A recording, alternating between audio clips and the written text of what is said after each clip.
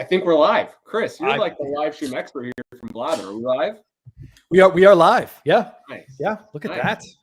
We have 9 people here already. Thanks for hopping on and watching a baseball game with us. Yeah. Hopefully we're less annoying than Joe Davis and John Smoltz, but it's probably going to be close. You didn't like their announcing so far?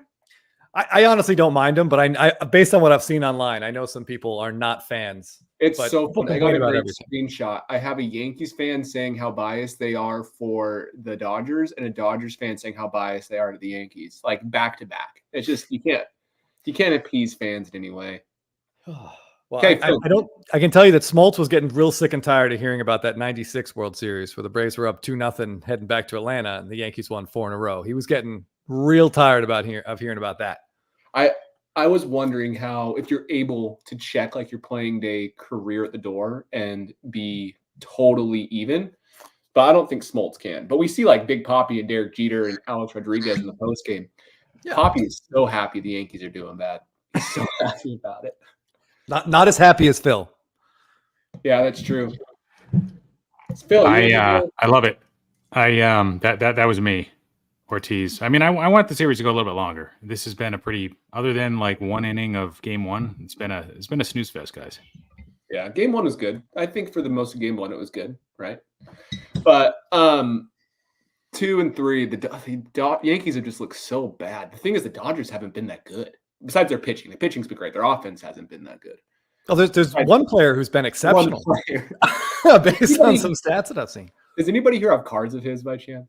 I mean, it would be a great break if someone did. So real quick, I just want some shout outs. John, Coach Key Sports Cards, carddeal.com. Thanks for joining us. Hey, SFO Sox fan. I love it.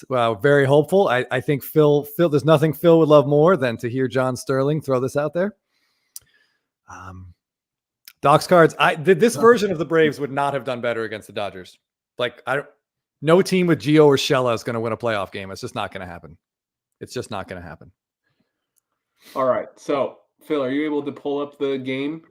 I'm working on it, man. I'm resetting my password to Verizon Fios. It's going to take a little bit. Give me a second. Yeah. Okay, that's why we joined 10 minutes early. We got okay, Fat Joe for some reason is rapping, and Ice Cube is kind of cool, but Fat Joe? Who wants to see Fat Joe rap before a game? Like Ice Cube was cool. Listen, as a 45-year-old white guy, what I think is cool is probably not cool, but I thought the Ice Cube thing was great, and Fat Joe was cringy. Like that was a tough watch. Why Fat Joe? Is he apparently a big deal in New York? Am I out of touch with rap that much? Ice Cube made sense. Yeah, I would guess none of us are in touch with rap if I had to guess. But I mean, Diddy was unavailable. I'll tell you that much. I don't know what Jay-Z was up to. Jay-Z and Alicia Keys would have been awesome, but Jay-Z knew that the Yankees weren't going to win. He didn't want to put his brand on that. Yeah. Kenny Tomac and Gregory, how's it going? Thanks for joining us. I can try to log in if it's too annoying for you. Oh, but yeah, we're trying to decide how we want to do this. We're going to see if we can get a YouTube stream up and running. So on this feed, so you can kind of watch the game, or you can just mute the TV and listen to us ramble on.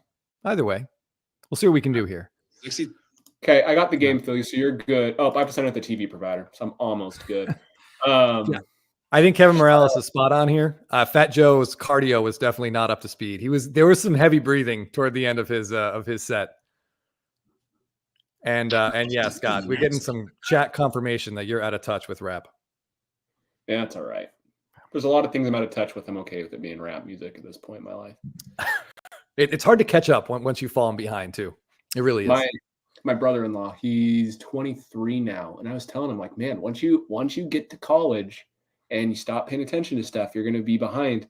And he didn't believe me, and now he doesn't know all of the new stuff going on TikTok and things. Okay, I'm going to play the sound. Tell me if you hear it. If not, there'll be no sound, but you'll hear us talking the whole time. Either way, can you hear this? Kamala's for they, ad? them. President Trump. You can hear it? Yes, we can. It's a good way to start it off. Yeah, it's President Trump. Oh my God, Phil, there's like 100 things I'm trying not to say. Did you guys vote today? Who do you guys vote for? Just kidding. Wait, today? Isn't it next week? Did I already miss the election? I think some states could have voted today. Yeah. We did drop off our ballots yesterday. Even the drop boxes out here in California were up and running. Doc's card. What's that? Beastie Boys would have been good. That would I have don't been know. awesome. That would have been pretty cool. Maybe they don't want to do it because, like, hey, thanks for moving me over. I don't know. No Sleep Till Brooklyn has connections to the Dodgers too. It's kind of Right. cool. It's kind of cool. All Was right, that so pre-planned or was Fat Joe like in response? Like MLB must have planned that, right? That couldn't have been the teams doing that on their own, right? it must have been pre-planned to have Ice Cube and Fat Joe. It's like, oh, we'll have rap and like the game of each series. I don't know. Ice Cube just did a great job. Yeah. Okay, I'm going to share my screen, but we're just in ads, so I guess I can wait. But I got the game going. We're good to go. We have sound if we want it. We'll be able to hear Aaron Judge get booed in the first inning when he strikes out on 3 pitches against Kasparius. That's how you say his name. Oh, gosh. I wish he didn't suck. Yeah. Well, Oh, I mean, it's not over. It's definitely not over. I just wonder if the No. Yankees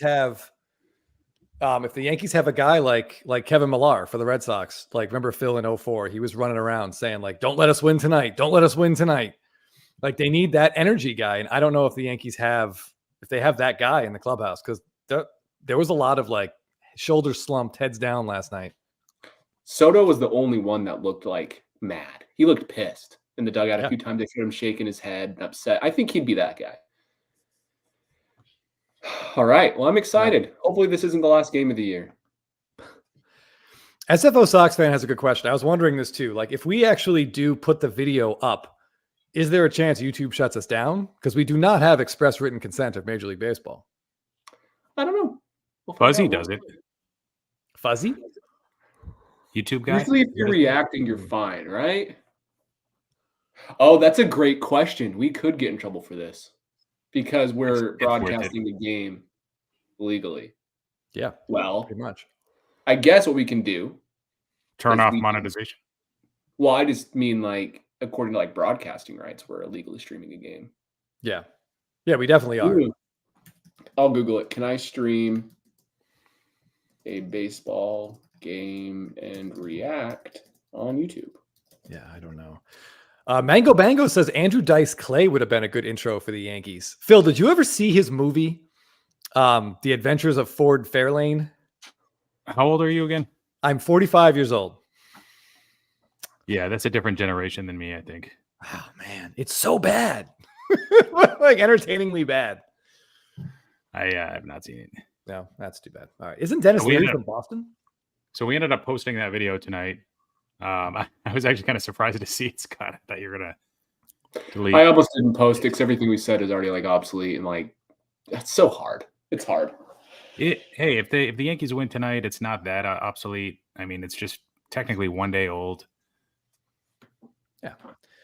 There's a great scene in The Simpsons where they're out at sea and Homer says like they drive by another boat and Homer says that boat over there, they're rebroadcasting Major League Baseball with implied oral consent, not expressed written consent. So it's a really good reference there. It's a deep dive Simpsons cut, which I know you two are absolutely not on board with, but I'll just So go are we ahead. gonna? So we want to show it, or are we gonna just? Maybe we. Is it how bad of a viewing experience is it if we don't show the game? I think it's like everyone's watching it, right? I mean, everyone should have their If you want to send us questions, we'll just sort of talk about the game, and if it's, That's what we do. I How will high is say- the risk tolerance, Scott? Not very high. Oof.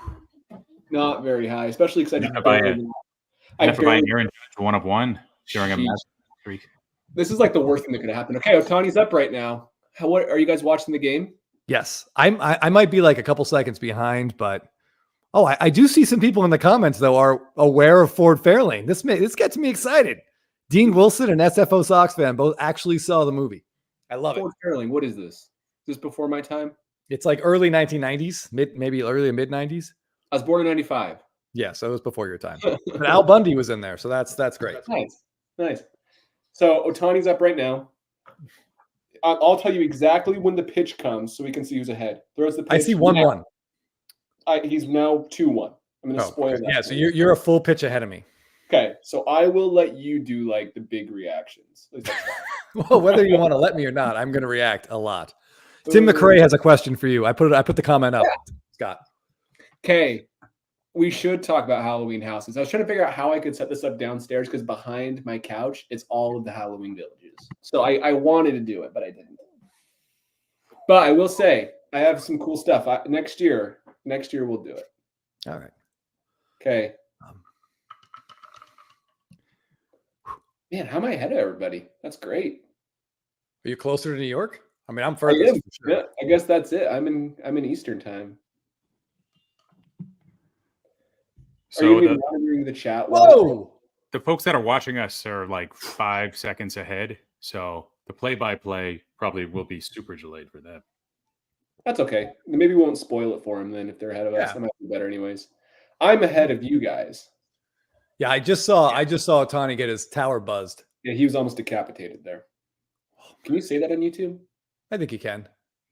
Man, I know Judge has had a bad World Series, but Ohtani's not had a good World Series either. Yeah, his shoulder exploded, but like still, it's pretty funny how they hyped up Ohtani and Judge, and they've both been not great. Nope. Good thing for Freddie Freeman. Hey, I will say Mookie's hitting like 290 in the World Series. And he Yeah, had I mean, Mookie's having a great postseason. game-tying RBI in the first game, and he had another RBI single yesterday. So we'll see how it goes with him.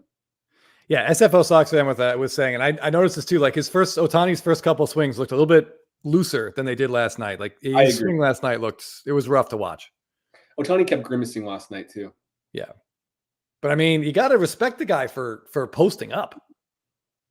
I mean, he showed up and drew a walk, scored a run.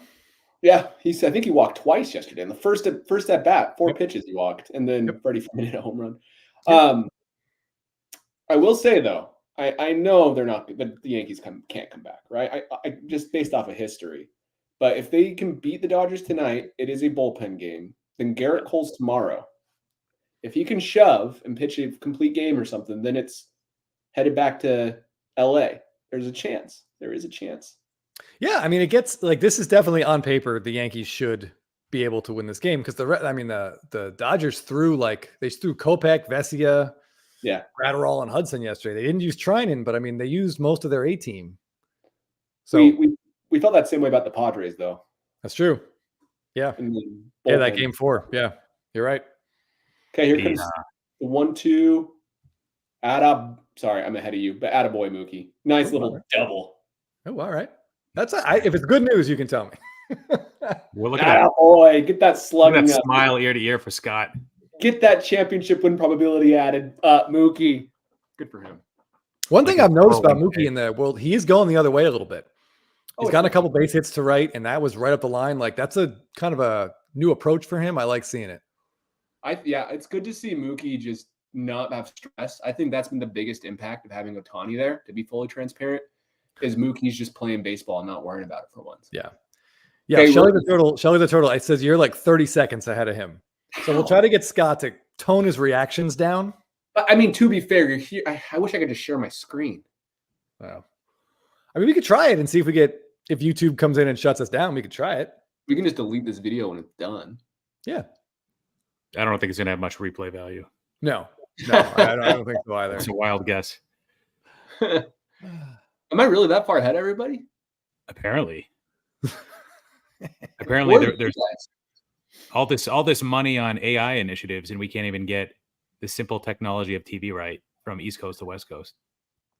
Dude, I battle Wi-Fi in this house on a monthly basis, but I think that might be more to my pre-mentioned age than anything else. Dylan said, Scott, to be fully transparent, Baldwin. I must say that a lot in conversation. Who knows? It's one of those things where, do you guys ever have those sayings that you just say all the time or certain words you say all the time? Yeah. Yeah, Scott, you have 2 of them. The first one's Billy and the second one is Butler. You've got to be kidding me. What are my words? Frederick Freeman.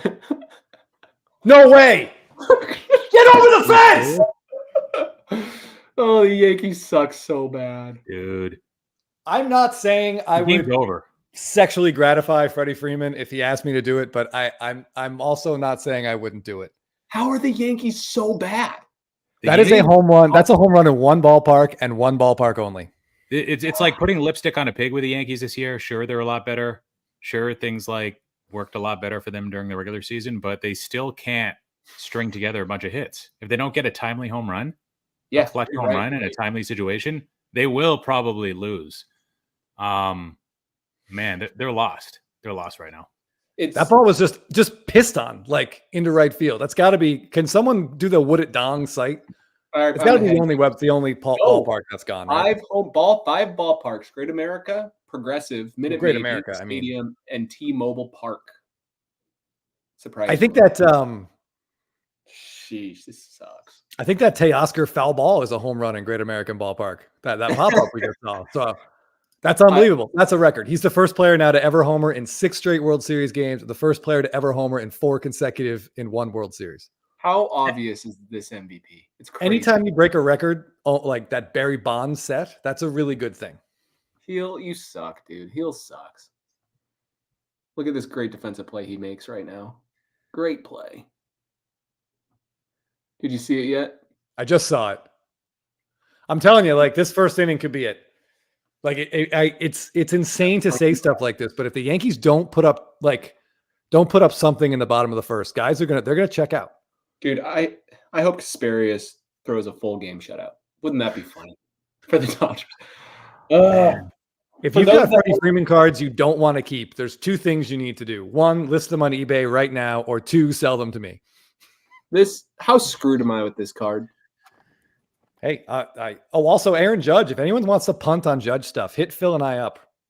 I'll trade you, Scott. Jumbo box? 1 jumbo box with Freddie Freeman. Potentially CT scan, not by me, but previous owners. There is a Hope Diamond in that box, but it is dented. Ship that man his plaque.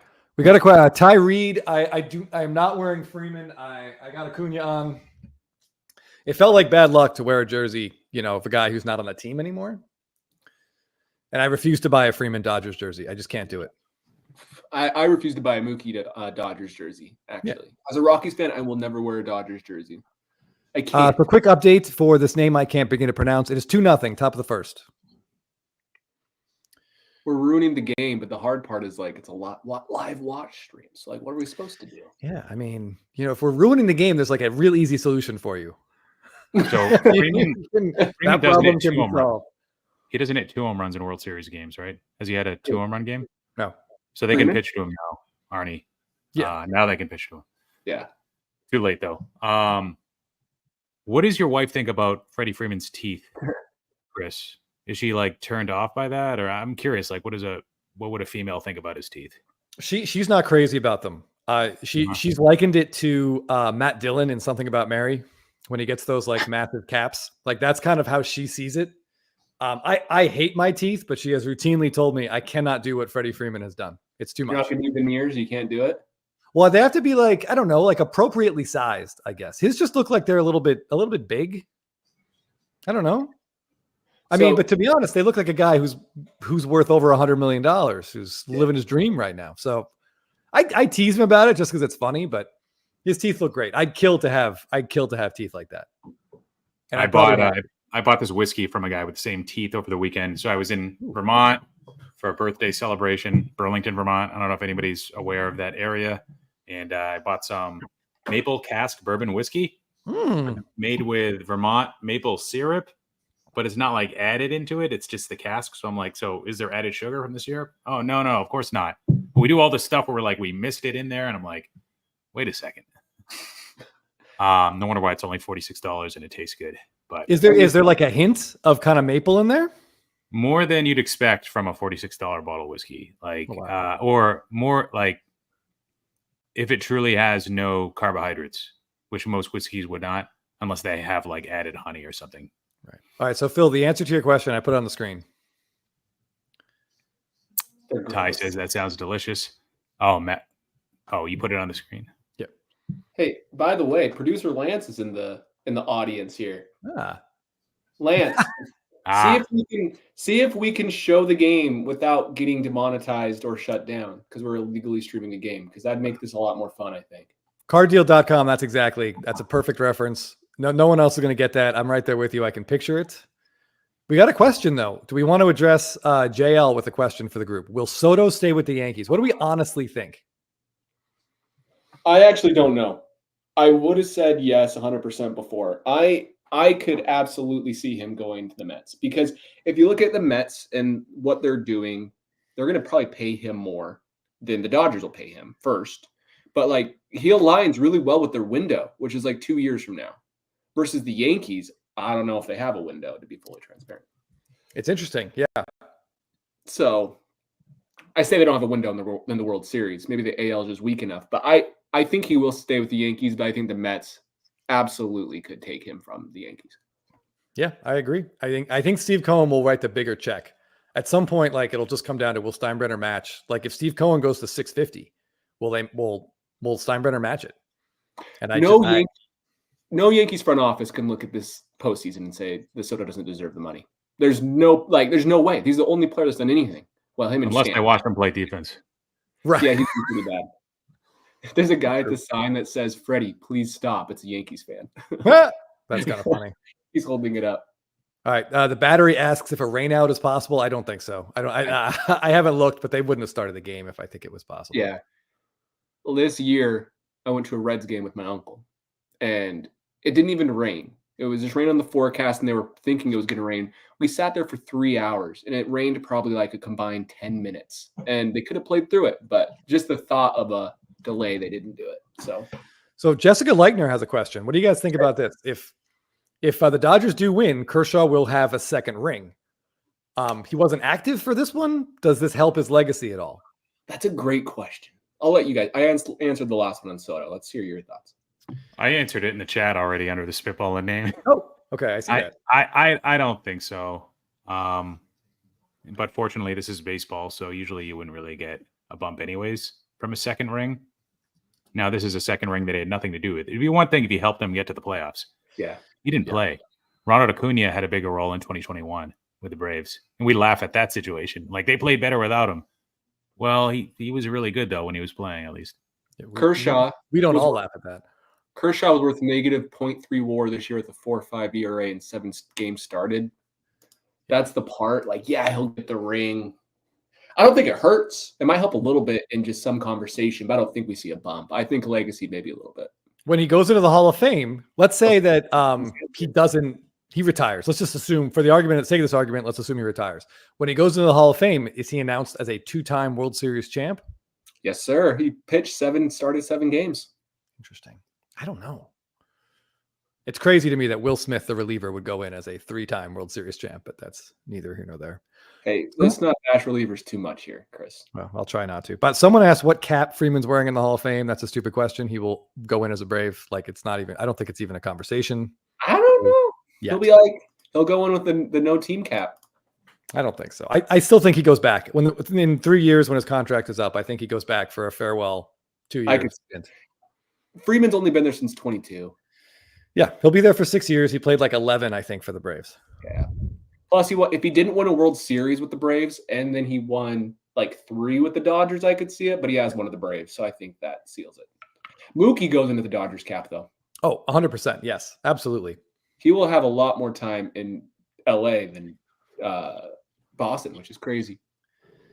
Yeah, it's going to be insane next year when Juan Soto and Acuna are playing for the same team, but not Ronald Acuna. Well, Luis Angel, I like it, Phil. What is that beautiful company you're holding right there? This is a paid advertisement, by the way, guys. We are now sponsored by. Just kidding. There's some Kamala and Trump. I think that was GMA. Well. Yeah, that's the next one. I did see 2 people in the chat. Lance and someone else said that if we put the video on, that YouTube will just shut us down like immediately. Makes sense. That's unfortunate. I think so. Fair use is interesting. If we were to watch the game after and review it, it'd probably be okay. Yeah, but how boring would that be? Well, As those opposed to Yankees the adrenaline rush, dude. They just grab Mookie's arms and try to pull the ball out of his glove. Oh yeah, yeah. Only in New York. What a couple. Yeah, he's out. Hey, they made the call. Yeah, well, those guys got to go. Dude, that's the awareness that we were talking about, Chris. Yeah. Maybe in a different context, but like that's very rare for a fan to have that much awareness.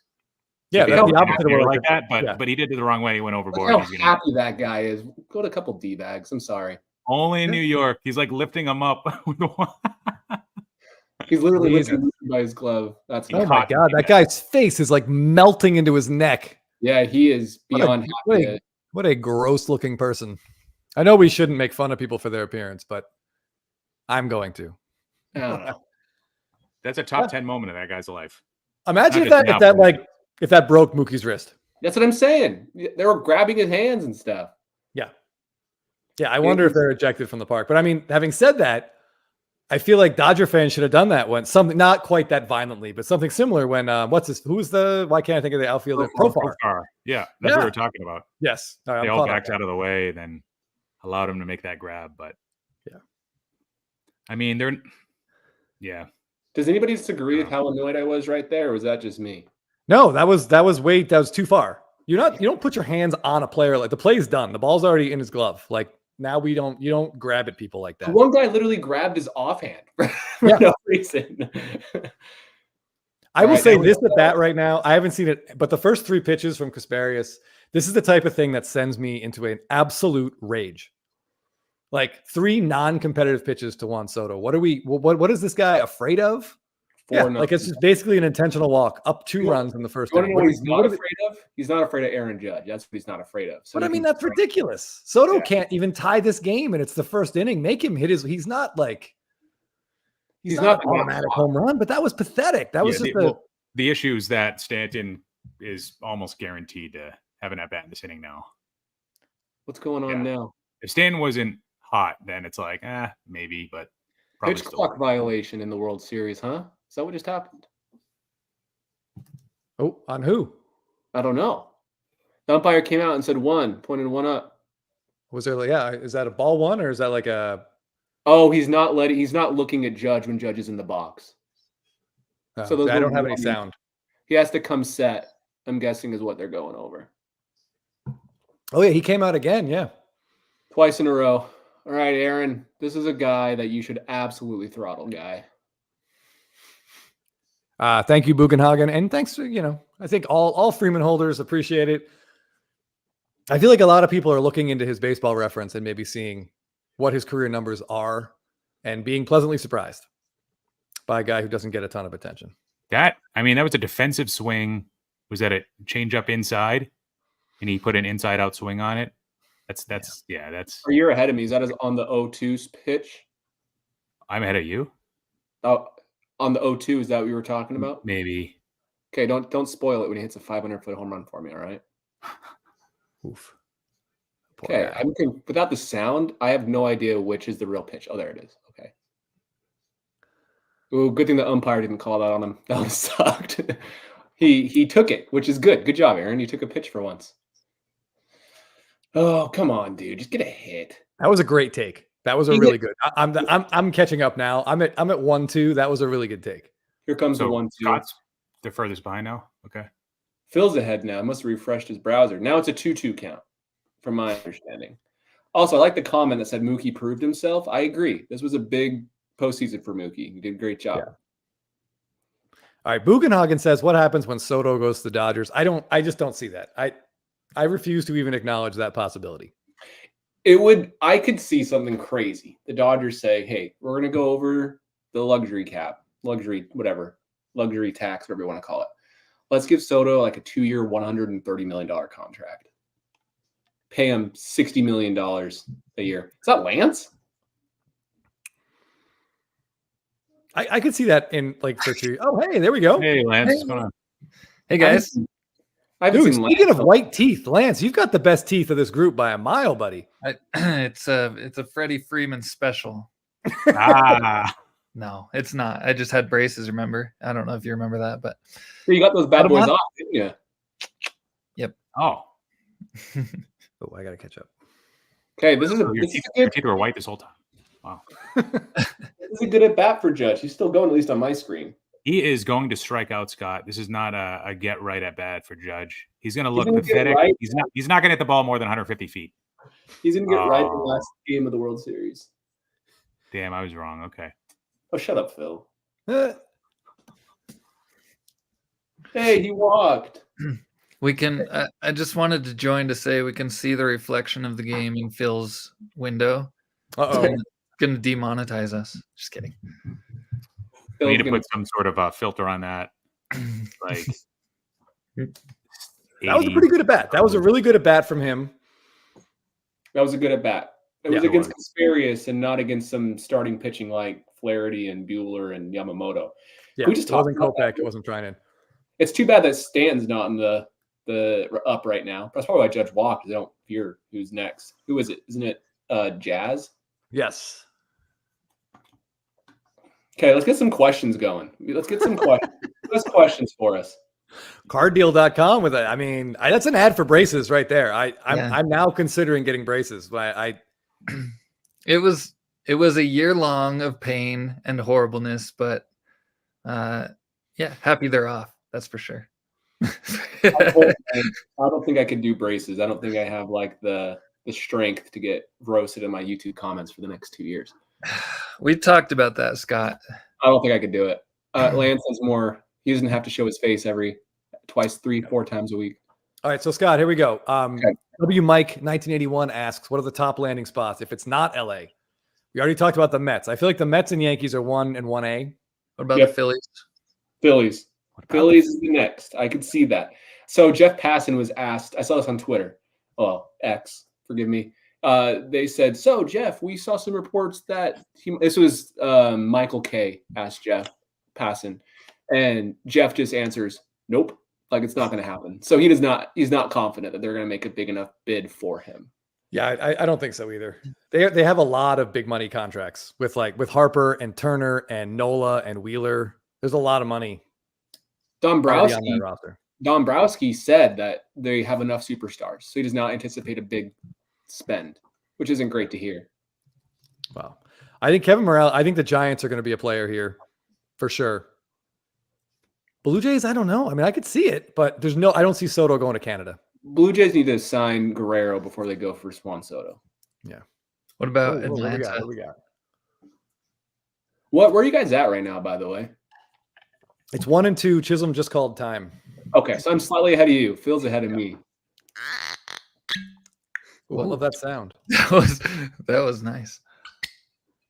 And Kasparius, my guy. Uh, You're not going to believe who Lance's favorite team is. Not gonna believe it. If you had to take a guess of 1 of 30 teams, just say it. Lance. I got this. I want to see if Ty guesses. Blue Jays. It's not the former Indians / Guardians now. Let's just say there's a reason why Lance and I are friends. Yeah. I mean, his YouTube name was that was Rockies in obvious. October. Come on. That is Yeah. Lance's YouTube name, is Rockies in October. That is true. Might not know that, but yes, it's the Rockies. And I now live in Colorado. Oh, come on. I think we can assume Soto's not going to be a Marlin. I feel like that would be amazing. I would definitely take the under on Juan Soto Marlin contract. Yeah. What about Juan Soto Ray? That might be the least likely. Yeah, Rays or Marlins. What's the least likely one, right? Ray A or Marlins. Okay, so One in we have 55 million odds. We have currently runners on second and third. Stanton is up. First base is open. After Stanton, I'm missing Volpe. If I had to guess, I haven't looked at the lineup. I think it's Rizzo. It's I think Rizzo. I think. How many Now- pitches now is he going to see? Yeah, so now it's second and third. Did you say first and third? I meant second and third. Thank you. But yeah, I would not be shocked if he does not get many pitches to hit here. 0. Yeah. He's just intentionally walked. They're not even going to pitch to him, right? Yeah. Really? They're pitching to him? Oh, Dave What's up Roberts with is feeling ballsy. Hey, I got Dave Roberts props for this postseason. He has done a phenomenal job, and those are words I thought I would never say, especially He with has Volpe. done a good job. Yeah. A phenomenal job. I mean, it does. If Buster Posey wants to make a big splash now that he's in charge of the Giants, $650 million to Juan Soto is a pretty good way to start your tenure. Yeah, Posey was interesting. He was pretty vocal about like people didn't want to go to San Francisco for a couple different reasons. I think they were hoping to get him in there's like culture fit and say, look who we have. Yeah. And I don't want to spoil it for anybody. Mad respect for Rizzo and his 364 average in a few at bat. Is this series over, guys? After that Stanton ground out, don't want to spoil it. That was a good pitch. That was a really nice pitch from Kasparius right there. They aren't scared It's of a him. phrase I've never said before and probably will never say again. It's tough. Docscard says, when do pitchers and catchers report? That's funny. Rockies have been asking that for about 4 months.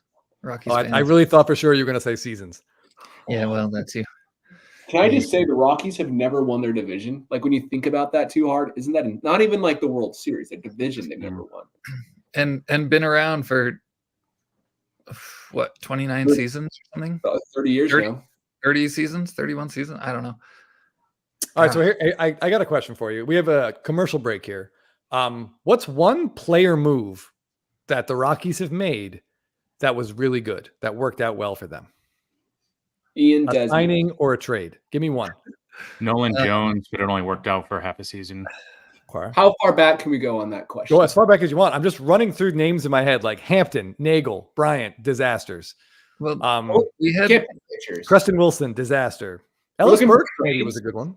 You're looking for trades? Justin Larry Walker was a great signing. There you go. That is their best signing ever right there. Yeah, agreed. He came from the Expos, and that was a true free agent signing. Who else did we have? Did Ubaldo Jimenez start with a different team?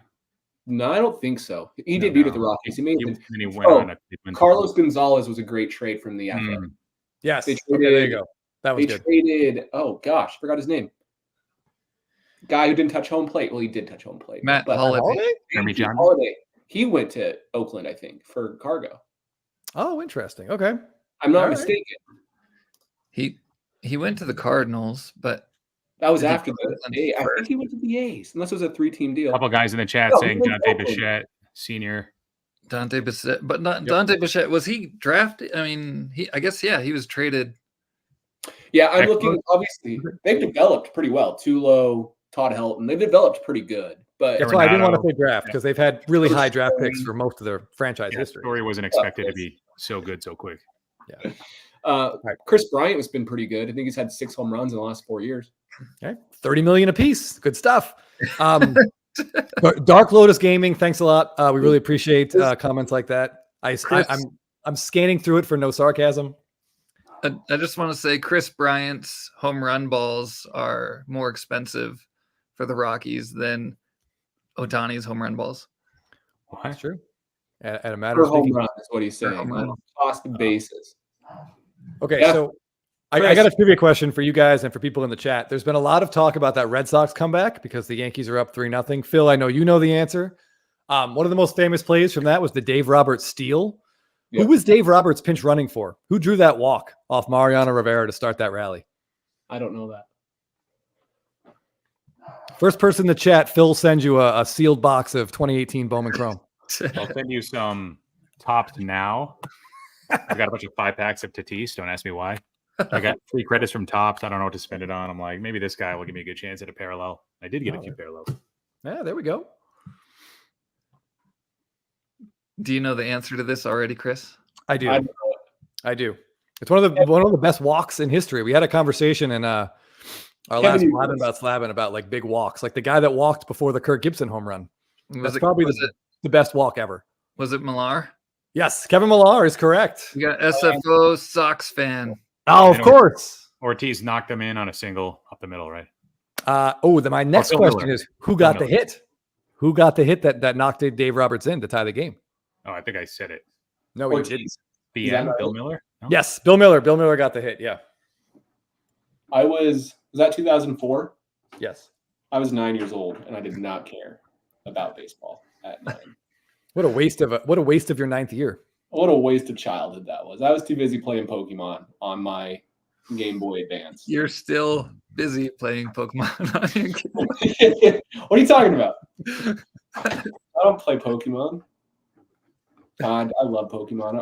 I'm not ashamed to admit it. Gavin Honestly, Lux there's- just did something. Yep. All right. So good SFO Sox fan, Kevin Morales in the hold. You guys all got Kevin Millar. Good job. Gosh, even Gavin Lux is getting on the action here. Yankees lose. Scott, Yeah, there was a question if Okay. you collect any current Rockies players. Hey, Lance, that would actually be really helpful if you could help grab like the best questions for us in comments.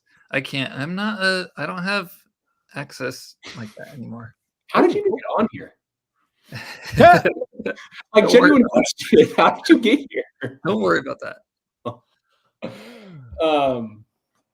So I'm trying to put stuff up on the screen. I don't know, Scott, if you can see that. I think you guys can all see that helps. That helps. Okay. Dylan L is referencing a story. So there's a Facebook group about like image variations that I moderate with some other, or I admin with someone else. And I accidentally threw SFO Sox fan, who's like one of our a buddy of mine from Blabbin. I didn't know his real name. And like, he was having an issue with PayPal and it sounded bad. So I just like booted him out of the group. And then he messaged me the next morning and was like, hey man, I think there's a problem with my Facebook. So even my wife was like, I can't believe you threw that guy out.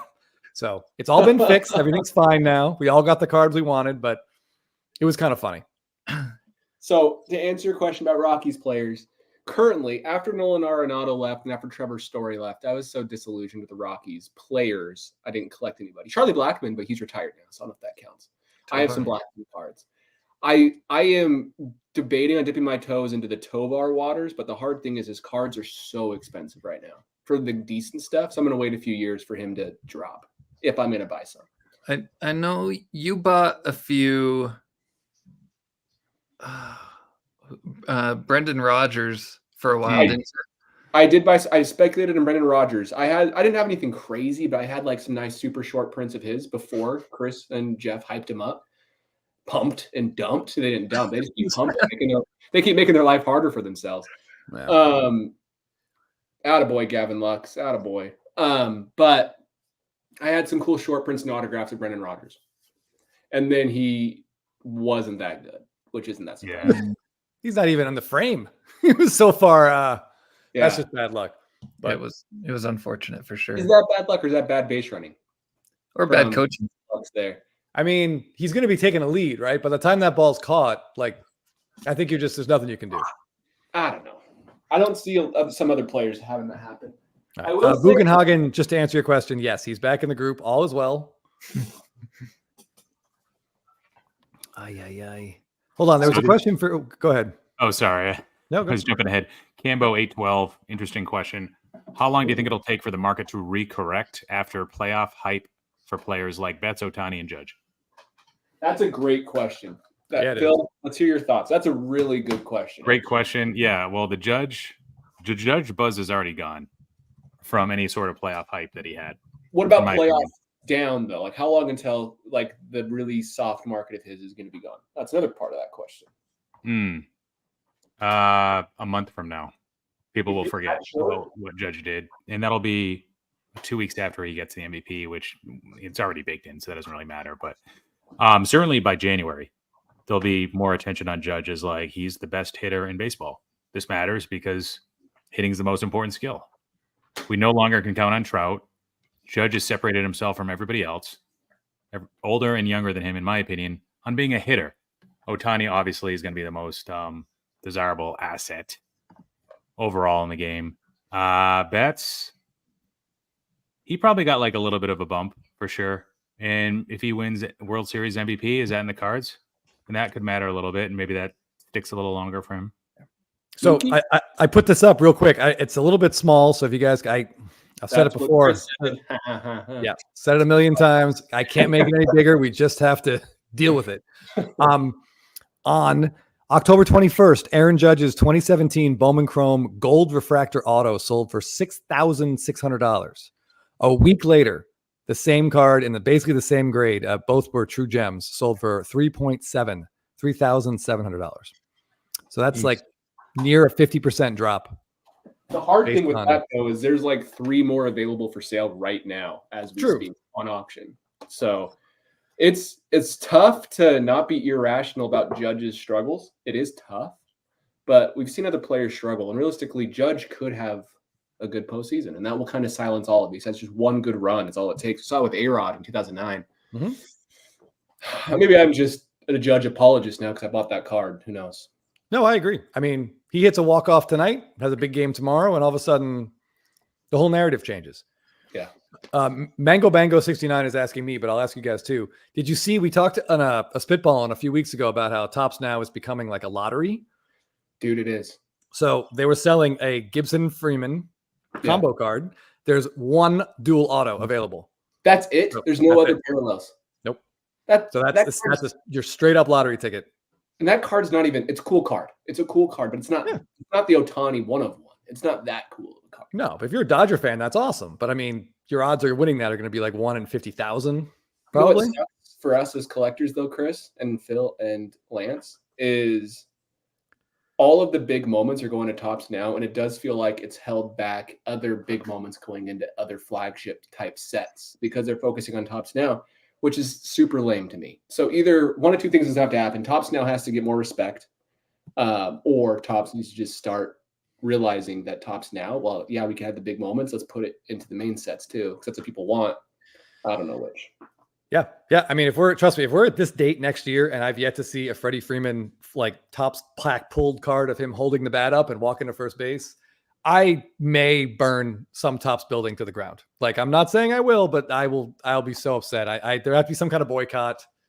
I don't know. Also, I'm ready for someone to ask me about my Larry Walker collection when someone wants to.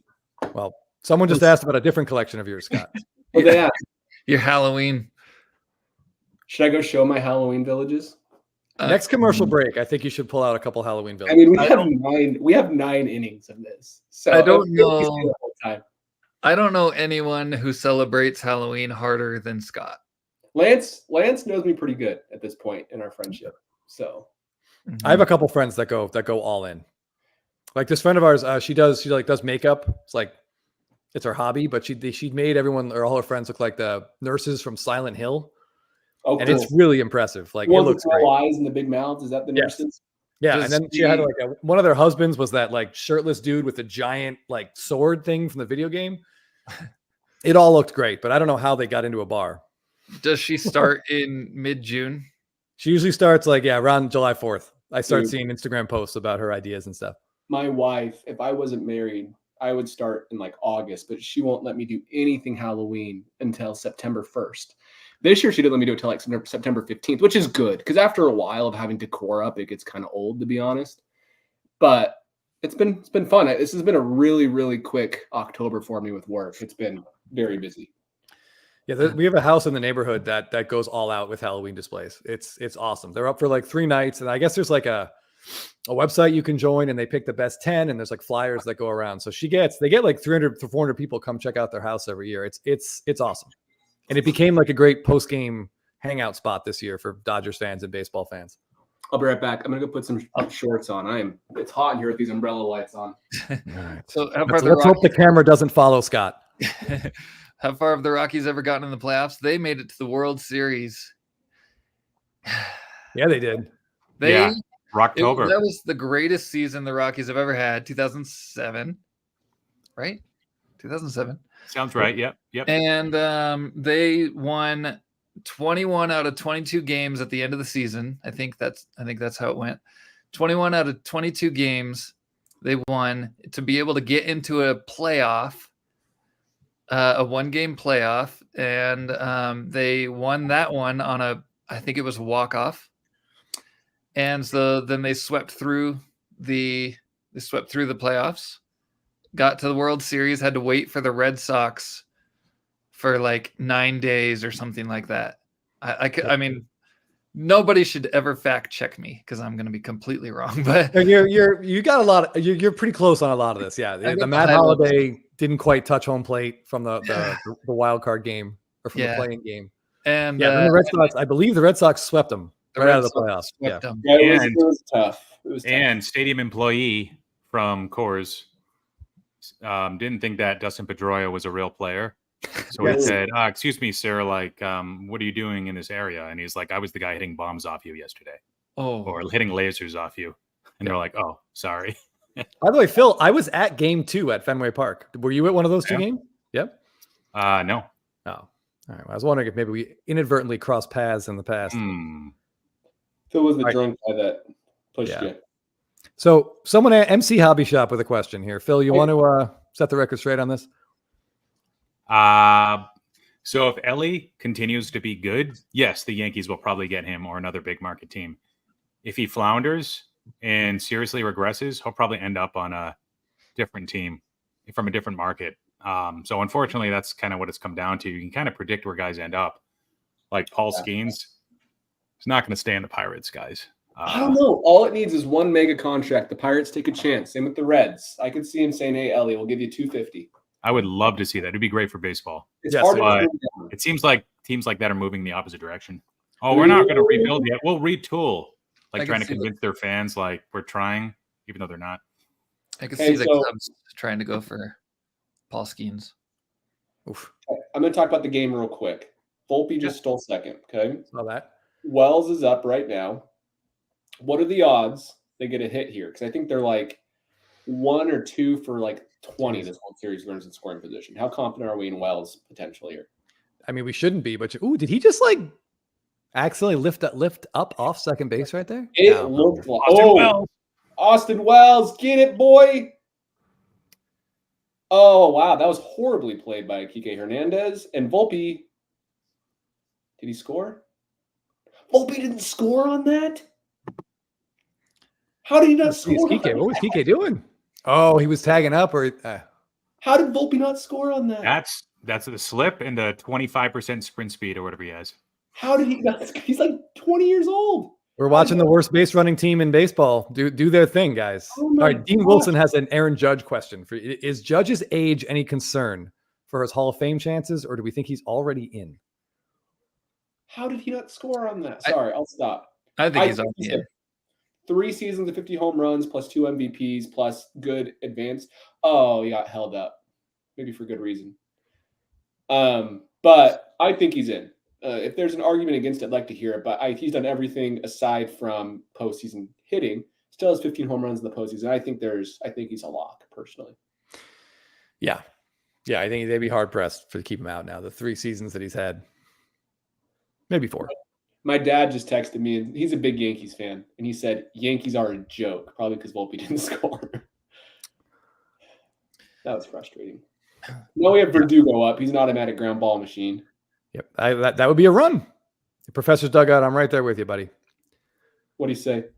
He said he's just hoping for several good Freeman image variations next year. And certainly, I am. Mookie might actually get a good one next year if they win the World Series. I hope so too. I just can't handle another like smiling close up. It's terrible. That's 2 in a row. They can't do it again. So they always do.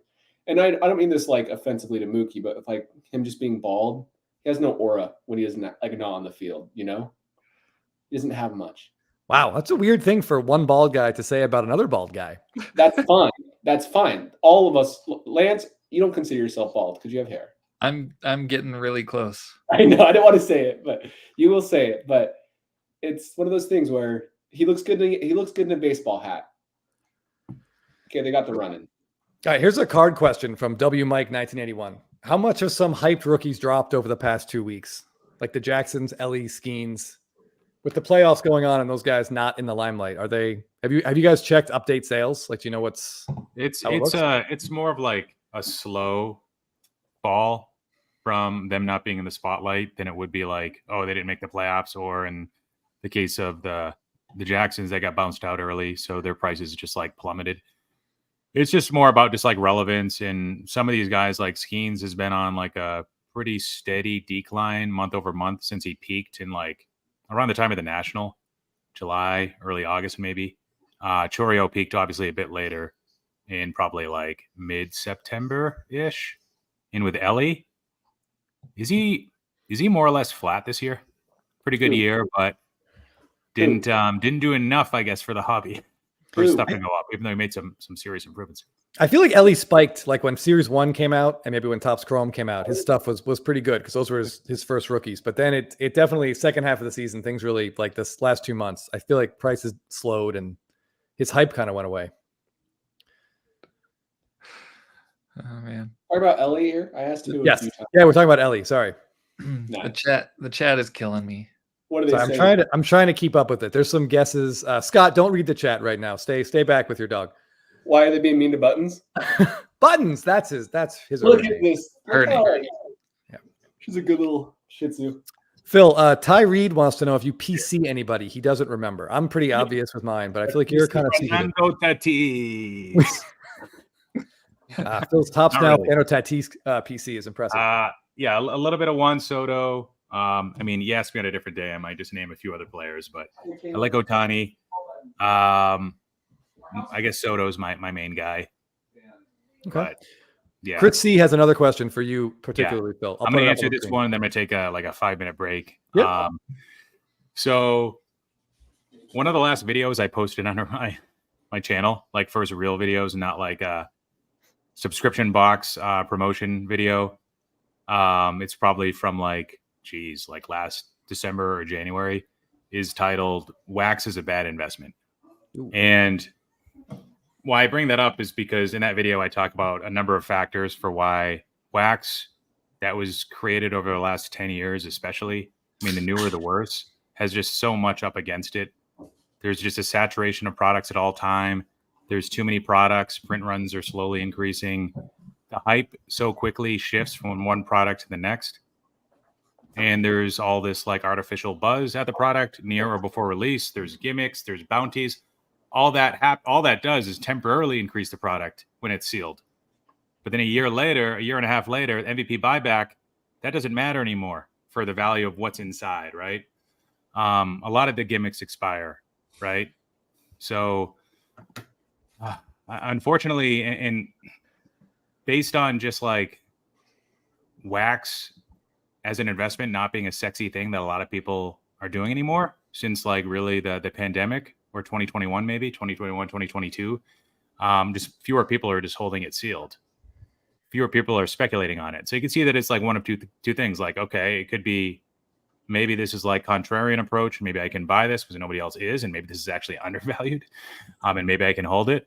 What I think though, is because of the proliferation of products and because there are certain years that are just so much better than others, I think 2018 is actually like low key, maybe like a decent 10-year play.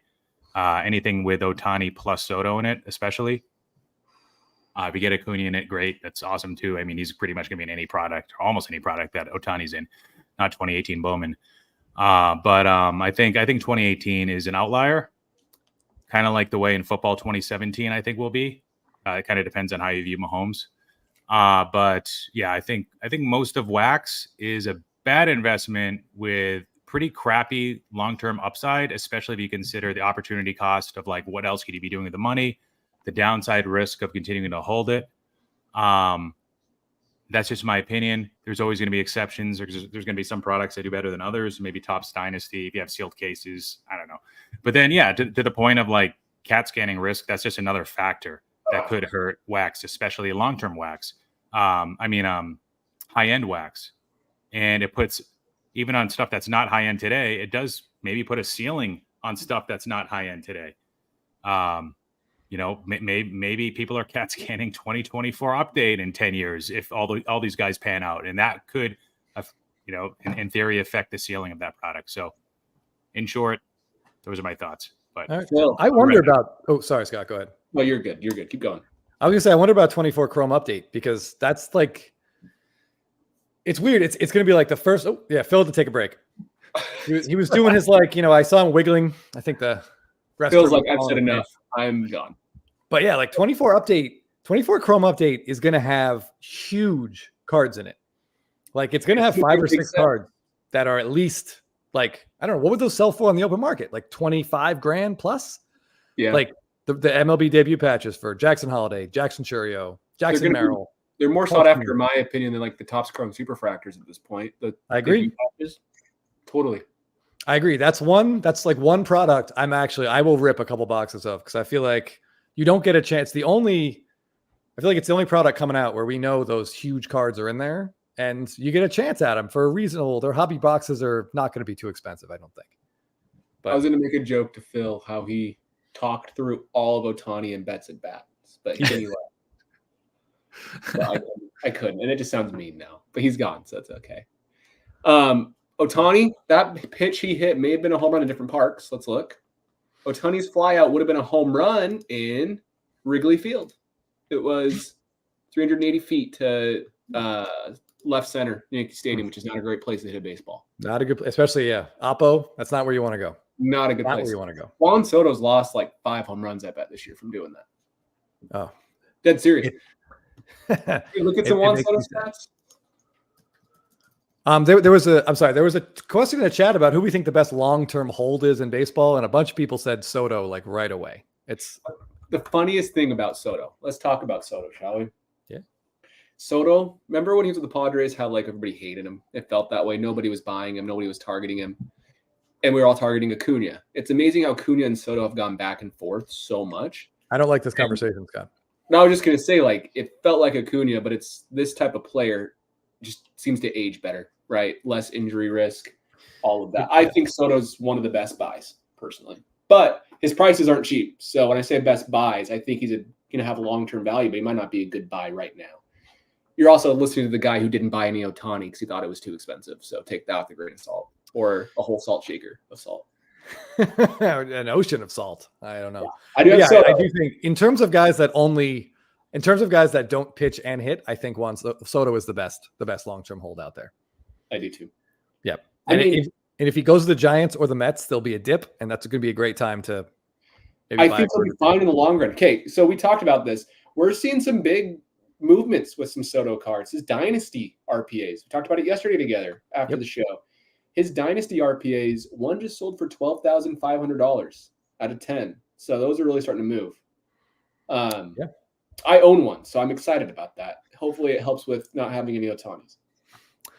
The carddeal.com here. I can't tell if this is like one of my wife's burner accounts or if this is a regular person, but he's recommending I sell some Freddie Freeman cards because now's a great time to cash in. I don't know. I mean, I just love the guy. Everyone now wants his cards, but I want them more than I did before. So it's hard to let go. It really is. Even at good prices. It's hard to sell. All right, now I'm convinced this is just my wife talking talking to me through someone else. Yeah. I mean, what do you guys think? I mean, Scott, you're a big diversifier in your collection, right? You don't want to have too much of one player, do you?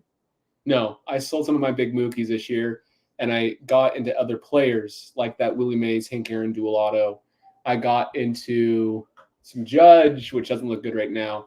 I got into other players too, and I don't regret it. Juan Soto's up right now, by the way. I'll try not to spoil it for anybody. Okay, yeah. Hopefully he gets on base. I don't think like you're not into that Aaron Judge card for a quick flip. So the fact that Judge cards might dip right now because he isn't playing very well in the World Series, I don't think that bothers you because you're looking at like a longer hold period, right? Yes, but I have a hard time. I was talking to Phil about this, just me as a person. I have a hard time not being a prisoner of the moment. Like if someone does bad, it's really hard for me at times to enjoy the card as much as I should be more rational. I have irrational sides and I try to be self-aware because of that. But it's a long-term hold. I just hope that Judge can get back to the postseason and not suck at least once or twice before his career is over. Yeah. No, I think like I'm in the exact same boat, and I think most collectors are. Like Freeman just hit 4 home runs in the World Series in 4 games. I find myself on eBay scrolling Freddie Freeman cards. Yep. And I see stuff for sale that I already have, and I'm like, oh man, that one looks really nice. Maybe I'll buy another one. Like it's hard to not do that. It really is. I will say that Scott has 95% of his collection tied up in one player. Who? Billy Butler. If we look at like cards per player, absolutely. Probably higher than 95%. All right, hold on. There was a question in here I just wanted to get back to. Someone mentioned J-Rod as being a really interesting offseason pickup. His cards aren't cheap enough yet, though. I've been looking at J-Rod and Corbin Carroll. Their cards are still expensive. That's my issue. Is for the risk you're taking on. There's just not quite enough there. Yeah, J-Rod cards have come down, but I would like them to come down a little bit further because he had a really bad season. But all right, so this is Ty Reed asked us a question. So Judge is up. What's up? Ooh. What cards do you guys have that are never going to be for sale? Do you have anything in your collection that you're never, for a fact, 100% you're keeping? This card looks really good, but it looks absolutely horrendous. This is the Gem Masters 1-of-1 of Larry Walker. In my opinion, it's his best card ever made. It's nice to own. Oh, did Judge just get hit in the hand? Oh boy. Is it a mercy killing at this point? Judge is on base twice today. Ooh, that's backhand. Or top hand. That's good for your card, Scott. Yeah, get that OBP up. To answer that question, there's two. Got him on the fat of the backhand. Oh, That he's fine. sucks. Good thing he was like 6'8", 300 Yeah. pounds. Kind of fine. Where's the other one? Here we go. It's like, All right. To answer that person's question, I have 2 cards in my PC that I will never sell. By which I mean, like at some point, my wife will sell them when either I'm dead or I'm missing, which means I'm dead. And they're both really important to me. The first is Freeman's Ultra SP out of 2022. It's crazy to say it's a 2022 card, but I think it's just like a pop 3. The print run's probably like 25, and it's my favorite player catching the last out of the World Series. It's perfect. No notes, Tops, no notes. The other one, as a guy who grew up in New Jersey in the 90s, is a Mark Messier rookie card. If you're familiar with hockey at all, Lance, you're from Colorado. You had to follow the Avalanche, right? yep. Yeah. Mark Messier is responsible for the Rangers ending their Stanley Cup drought. And my dad and I spent like almost 2 years looking for this card, looking for a nice copy of it. And we finally found one. And I've had this card since like 1996, I think, Cool. 1995. My dad and I got this at a card show in Clark, New Jersey. And it somehow came back at PSA 9 when I graded it like 3 years ago. So those 2 cards are with me permanently. Jazz off the wall. Judge go to third. There we go. We're cooking. How did Jazz only have a single off of that? They must respect Bet's arms, or he was pimping it. One of the two.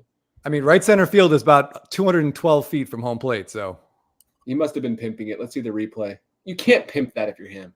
It's now the double play still in order with Stanton. yeah, it's tough to pimp anything when you're down. No, 3. that was just well played by Betts. Yeah, He could have caught familiar that with the ballpark. He played it well off the wall. I have a few cards that I wouldn't sell. So here's an example of a card I surprisingly would sell. It's the gold Bowman chromatograph of Mookie. I would sell this. Ooh. I would sell it with the intention of getting an orange. Does that make sense? Like, there's a world where I could see myself selling a card I love, but only under one situation and circumstance. The other card that I wouldn't sell for that same reason is this Goldschmidt Red out of 5. I missed on the Superfractor. I didn't win it. I had a bid of $37,000 in that card. I wouldn't even say you missed. Like, people just wanted it more, and that's okay. It went for $50,000. I thought I was going way overboard, to be honest, and I didn't get it. But 2 others wanted it more apparently. But this card is one I wouldn't sell. Okay. I mean, I have a hot take. I got a hot take on your gold Mookie Betts card. Okay, I would not sell that gold to buy an orange. I know the orange is numbered lower, but I think I like the gold, and I think long term the gold might end up being like the better play. Because it's gold. That's a very interesting take. I don't know. It's tough. It's tough when did Stan get hit too? Stan might have gotten hit in the hand, but he swung went around. He went around. Yeah, he went around.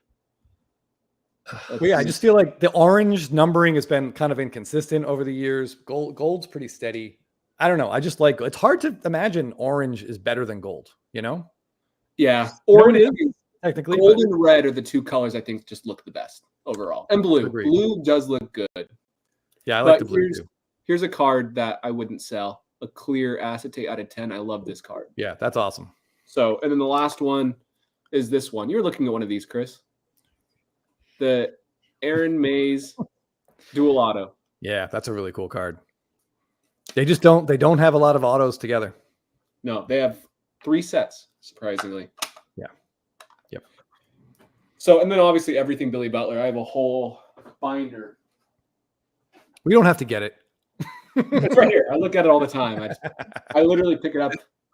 Did you see the comment that Chris had just put up before, Scott? Oh, yeah. Did you see that one?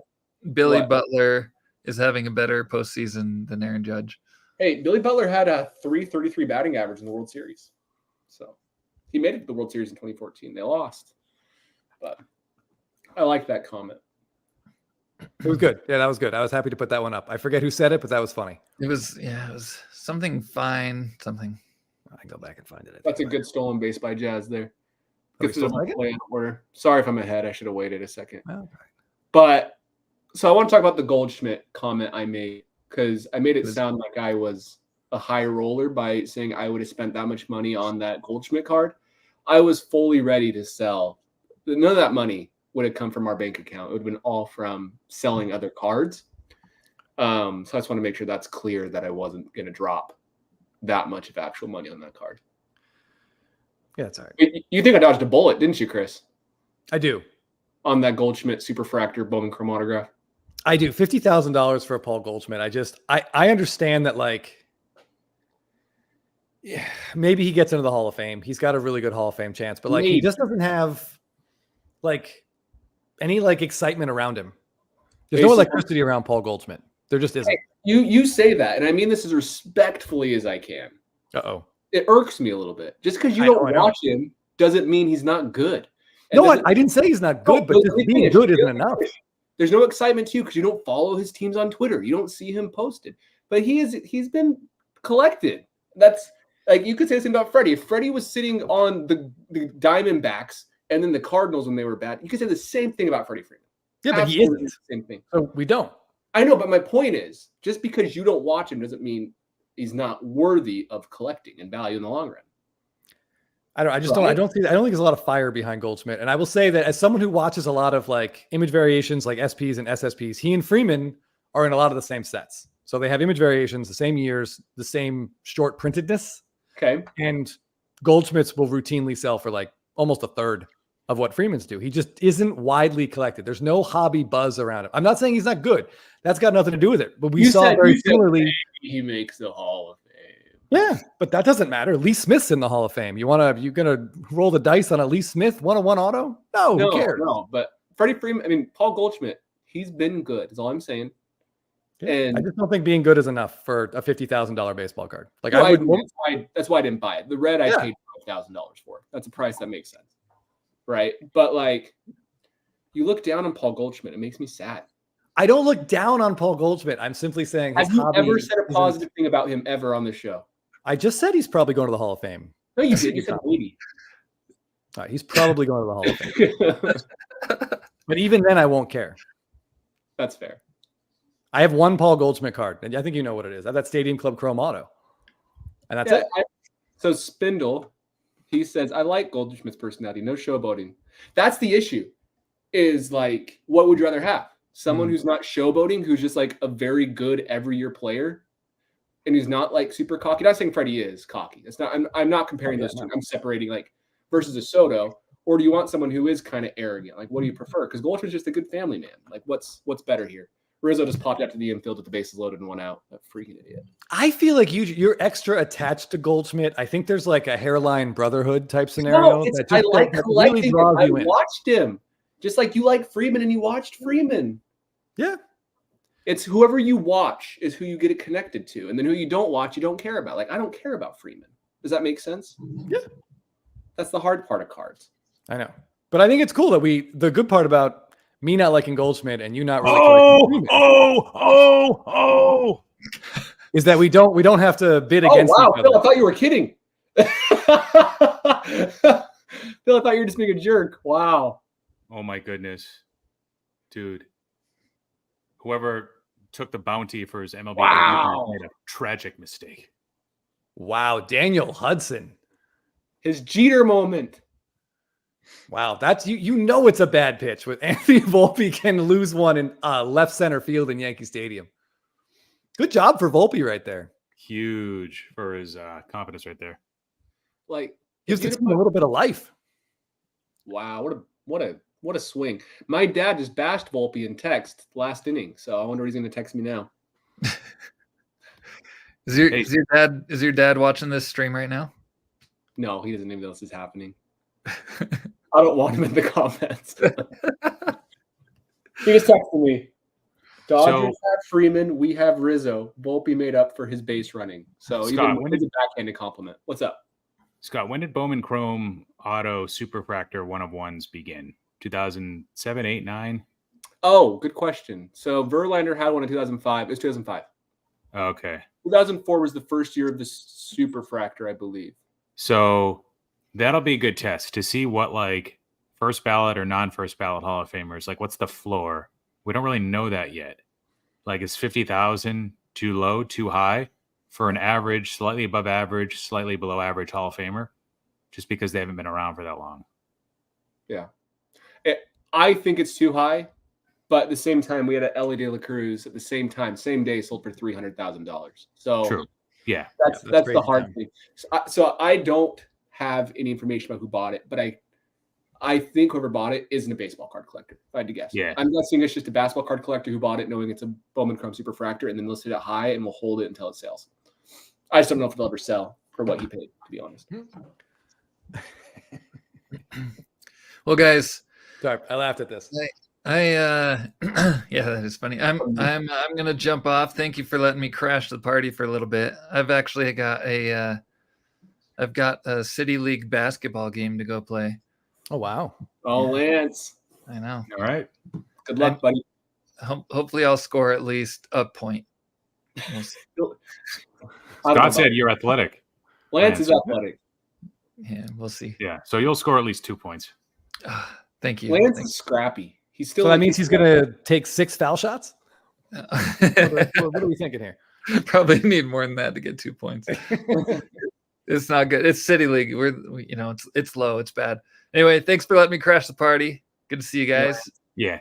Yeah, good to see No, you. that's a good point, Patrick. So, not saying that Goldschmidt will go up after he retires. He might not, but and more looking at like hitters, not like the Verlander comps. Although he's pretty good, and he's pretty well adored in the hobby for a pitcher.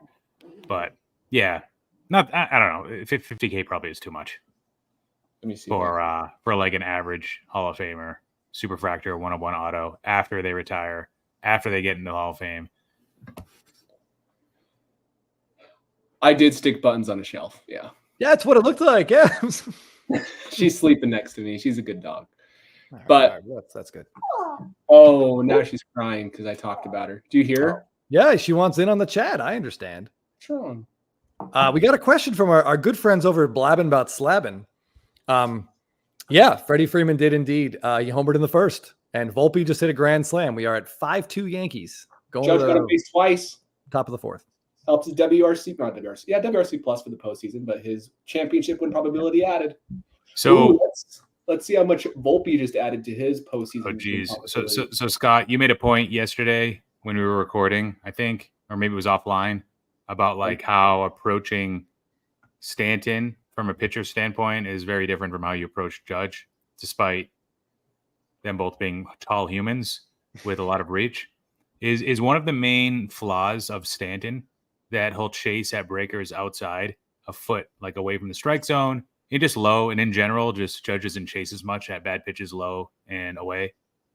Judge's whiff rate this year was in the 95th percentile prior to the postseason. Yeah. So So he doesn't yes. swing at this too. So typically, The chase rate and the whiff rate. yeah. So his whiff rate's he's not doesn't have a great whiff rate. Like even in the zone, he's swinging hard and that type of thing.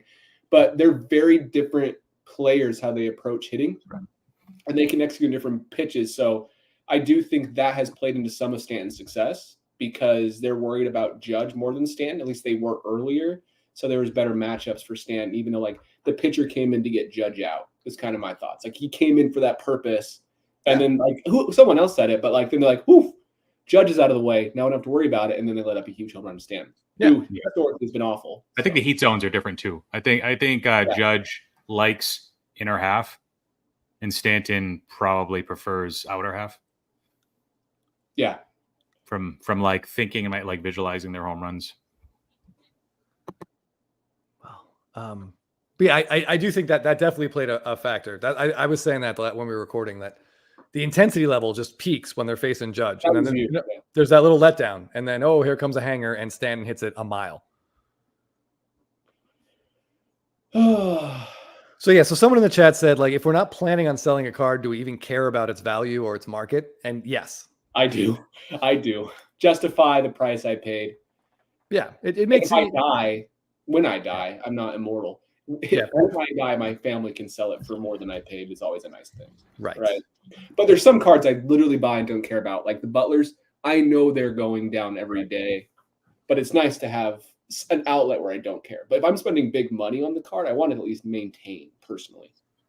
Yeah, it's not a good feeling to spend like $400 on a card and then 2 months later look at sales and see it selling for like $65. Like even if you really like it and like that player, like that hurts. That doesn't feel good. I bought a Remember it was the first time that home field advantage came out back in 2022. Is that what it was? Yeah, That was Wander's year. probably. Yeah. So 2022 Series 1, home field advantage came out. And I paid $95 for the Mookie Betts home field advantage, and then it dropped to $20. And that even sucked a little bit. That's a funny Ryan Brody comment. That's a good one, Ryan. W Mike 1981 wants to know if we think Jose Ramirez cards, how would they look if he played in Yankee Stadium his whole career, or for the Dodgers? Yeah, Jose Ramirez is not a great postseason performer. So if we're worried about Judge's postseason performance, Ramirez has been just not as good either. So if that's a concern, then it's the same. But no, he would have a lot of value. It's the Paul Goldschmidt argument. If Paul Goldschmidt played for the Yankees his whole career, his cards would be insane. Absolutely. Yes, they would definitely be more. I totally agree. And Jose Ramirez too. Yeah, it's one of those things where, unfortunately, the market does matter to some degree. Oh, that's funny.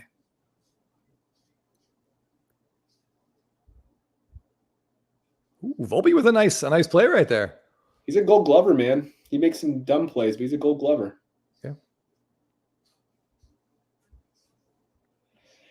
Well, thanks to the 113 people that are hanging out with us tonight. Yeah. Safe. That's pretty cool. You think he's safe? Oh, I know he's safe. Oh, yeah, I think so too. Labor didn't have a rubber arm. Yeah. This is a great reference here. Wouldn't it have been great? Jeff Define says, wouldn't it be great if Freddie yelled Anthony as he rounded first after the grand slam? I don't know if you guys remember that game against the Cubs when Freddie was still with the Braves. Rizzo was mic'd up. And Freeman got caught in a rundown, and Rizzo's running him down, yelling Frederick, and you could hear it on ESPN. Yeah. It was really funny. That was a great game. I think that's the same game that Rizzo struck Freeman out later in the game. ESPN lucked out on that one. I want to talk about Jose Ramirez a little bit. Yeah, go ahead. Yeah, Ty Reed let me put that comment up there. Go ahead. Ty Reed obviously is a Guardians, Indians fan, and probably Jose Ramirez collector. So, Ty, his cards have moved. I can't tell you for what I sold it for, but I haven't announced this yet or anything because I was going to make a video on it. But I sold my Jose Ramirez Superfractor, 1/1 rookie card. I did not plan on selling it, but someone offered me a very good price that I couldn't pass up, and it went up a lot from where I paid 2 years ago. So, yes, his market's moved a lot. And his high-end stuff is really rare. So it helps if you have some of his cooler cards. They're hard to come across. Yeah, because he doesn't have any prospect autos or anything like that. He only has one prospect auto, and it's from Heritage Minor Leagues. It's a sticker autograph, and all the autographs are horrendously off. They're horrible. Yeah. And his Topps Chrome autograph is basically his Bowman Chrome. So let's talk about Paul Goldschmidt one more time. I got to defend the guy. Guess how many rookie autographs Goldschmidt has? Oh boy, rookie autographs? Rookie autographs with a rookie logo. It's not going to be many. 0. He's Sterling, I think, right? 0. He has 0. 0? Oh, wow. That's what helps his Bowman Chrome autographs, though. It's his rookie year, but he literally does not have autographs. He does not have one from Topps that year. Wow. So that's also why I think it's cool. Yeah. That Topps knew what they were doing. What? Patrick Wayne says, preach about Paul Goldschmidt. Oh, there you go. Yeah. Yeah, throw that comment up there. So Bry Guy Collectibles has a question for those of us that like to invest in pitchers. Yeah. We shouldn't. But one pitcher to maybe invest in might be Yuri Perez, he says. He had electric stuff before Tommy John surgery. Sounds like his rehab is going well. Do we know, Phil, did his rookie debut patch auto rookie sell? Did it surface? Ooh, that's a good question. I think I remember seeing it. I don't remember a sale, though. I don't know. I don't know if I saw it. Yeah, to that, there's a lot of young pitchers, younger, under 25, that get Tommy John. And then it's like, oh, screaming buy opportunity. First of all, you've got to wait like 18 months for them to just like get back on the diamond, usually, or 17 to 18 months. Yeah. And then they've got to like refine their control. And then their innings are limited. So like Andrew Painter's another guy you can make a case for. Certain guys just like, I think lately a lot of the guys coming back from TJ have just got like injured again. Yeah. Or just haven't been great. like Bueller, Dustin May, Shane McClanahan. Did he come back this year? Did he do anything? I think he may. I don't know. It He was sounds like, I feel like he I was remember Strider him before doing it. Strider, and now Yeah. he's old. So, and when Left guys hand. get old, like we talked about, like Wyatt Langford, how his price is PSA 10 Bowman Chrome Auto. It's less than half of Jackson Chourio, but he's also 2 years older. And age is just so important.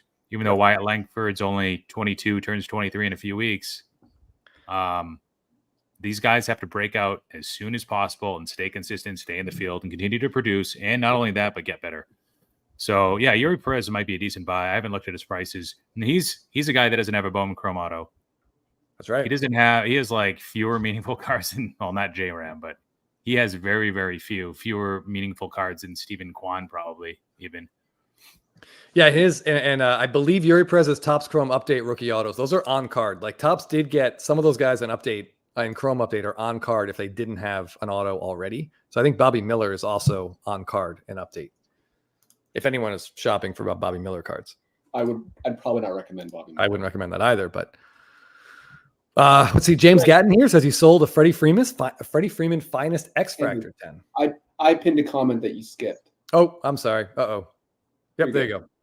I don't think so. Pete Alonso is not in Goldschmidt territory, no, to be honest. And I'll show you where we're at with those two players. Goldschmidt was under the radar. Like, here they are through the same time in their career, through their age 30 season. Goldschmidt was a lot better than Pete Alonso because Goldschmidt was like amazing. Goldschmidt's one of 2 first basemen ever to have more than 150 stolen bases and 300 home runs. It's him and Jeff Bagwell, and that's it. There's a chance it's going to be just Goldschmidt in that category if you can keep stealing bags, like with numbers. So this is where they were through their age 29 seasons. And on top of that, like here is WAR graphs. You can see Goldschmidt was just a lot further ahead of where Alonso is, unfortunately. Yeah, Goldschmidt just, I mean, you can see his batting average at this point was like 50 points higher. His OBP was 60 points higher. I mean, he gets on base. Alonso just Ks and makes a lot of outs. Even Goldschmidt's slugging's higher, even though he has that many less home runs. What is that, 50 less home runs? But like to give you an idea of who Goldschmidt was, like he was really good. He had by age 29, he had 3 top 3 MVP finishes. So yeah, he had a really incredible run there. Paints a picture of recency bias to me. For Chris, why does Freddie Freeman outsell Goldschmidt by so much? Career stats are pretty similar. It's not just because of the Dodgers effect or the Braves effect. It's because of recency too. There is some. For modern players, it matters. Yeah, recency bias is totally a thing. The good thing about Goldschmidt now, I'm not telling you to buy him because then we'll stop talking about him for the rest of this time because it's going too long. But I'm not telling you to buy Goldschmidt, but he had a bad year this year. He still was league average, basically. He's still worth like 1.5 WAR. But he had his big price drop that you get at the end of your career. Freeman hasn't had that yet. Mookie hasn't had that yet. Trout is having that right now. Like all these players will drop as they age and perform poorly. Nolan Arenado has fallen from grace on the hobby. His cards are so low. That's going to happen to every player you care about, unfortunately. Right. So just be prepared. Yes, especially if their performance falls. Like Nolan Arenado was not good. No, for 2 years now. He was good in 20. Yeah, that's what happens to every player as they hit that age, and it's just you can't help it. So just be ready for that. If any player you collect, there's a good chance you're going to have 30% shaved off within 2 years, and it hurts, but just know that needs to be baked into what you're paying for those prices. If you're looking at long-term buys, unless they're an Ohtani, where they might be able to avoid that. So, anyways, I think that's part of it, Phil. You can change the question now, but like there is recency bias because Freddie's still playing good. He's younger than Goldie, but he'll have his drop eventually. Yeah, this Leo McGregor question. This is a great question, and I think we've talked about it on Spitballin before. I mean, do we as collectors It's not that linear. You don't just look at WAR and decide who to buy. Like otherwise, there's no explanation for how a Harper red outsells a Betts red. Like there's no universe where that should happen. So it's flashy stats help. Big moments, I think, help almost more than anything else. WAR does help. It gives it a baseline, right? Like raises the floor quite a bit. Where did my game go? I lost to bring another player up that speaking of WAR, it's been talked about on Instagram a little bit. Carlos Beltran's got a great WAR, but no heat, no hobby heat, no hobby love. Well, Beltran also cheated. He did. He was the architect of a cheating strategy. He was on like at least 3 teams for good chunks of his career. The reason I bring up the cheating, though, is usually a player like Beltran, his hobby starts to peak a little bit. Like right now, he's going to the Hall of Fame, but that cheating scandal killed a lot of his momentum, is my point. Yeah, it did. Like, so he's a hard comparison to anybody. If people use him as an example, it's not really fair because there's so many, like even Larry Walker's had a huge bump. To be fully transparent, his cards are expensive. That could be a product of the era and the scarcity of his cards and the collecting. People want full sets, but usually players have value. His prices are more expensive now because you just have high asking prices for what you bought. It's true. Me? For what you overpaid for. Yeah. Hey, I will say, like some of these cards, I did well. Some of them not so much. Just like everybody, but yeah. The argument against like, hey, it's all about flash and war doesn't matter is sometimes they're correlated. Like guys that are flashy consistently for the long term often will also have high wars. Yes, so I agree. Don't pay attention to like the short term flash as much as you think it matters. Let's talk about Reggie. Flash can fade quickly when the player stops being good. Yeah, or the stop playing in general, because you don't have them discussed in all-time conversations. Like Reggie Jackson's an interesting example. I don't know if anybody really collects him heavily. I know he has some big sales, but like he was flashy when he was playing. But like people don't collect Reggie Jackson. There will be a near like a bloodbath if anyone posts a centered Reggie Jackson rookie card for sale. Then collectors come out of the woodwork and start fighting to the death. Yeah. I just wanted to, this is unrelated. We'll come back to card talk briefly. I thought this question was funny from Taylor Arrett. When's the last time any of us ran at full speed? I also see he's got some dogs in his profile photo, so we have to address this question. I play in a softball league, so I ran as fast as I can run last Wednesday, to answer your question. I ran full speed last week. I had COVID this week. I'm feeling good now, but I had COVID, so I haven't ran. But Buttons and I sprint every day on our walks. So how about you, Phil? Couple of years at least. Really? The lower back doesn't cooperate much anymore, and it's because of me neglecting core strength and probably leg strength. I guess that matters. I don't know. Jordan Alvarez, it doesn't really matter. Show us those guns, Phil. That's all we care about. Show us those. Don't worry about it. You can see him at the National. And then the knees. I used to play soccer. And then I remember like talking to, and I always had to build more for football. I was like taller than most kids, and I wasn't completely lanky compared to most kids at the time, the average 6th grader, 7th grader, 8th grader. And then like people would ask me like, why don't you play football? And I'm like, well, my parents don't want me to get injured. And they'd be like, there's more long-term knee injuries in soccer than football. And I'm like, huh? I'm like, oh, this guy's probably biased. And now I can see why. The knee injuries are a thing in soccer because of all that lateral movement. Yeah. Football is, and you realize this when you're doing like a recreational flag football game. It's a lot of north-south. Like you can handle it. Your knees can handle it better. Yeah. Soccer, when you're constantly turning, changing direction, playing defense, and you don't know which way the guy's going.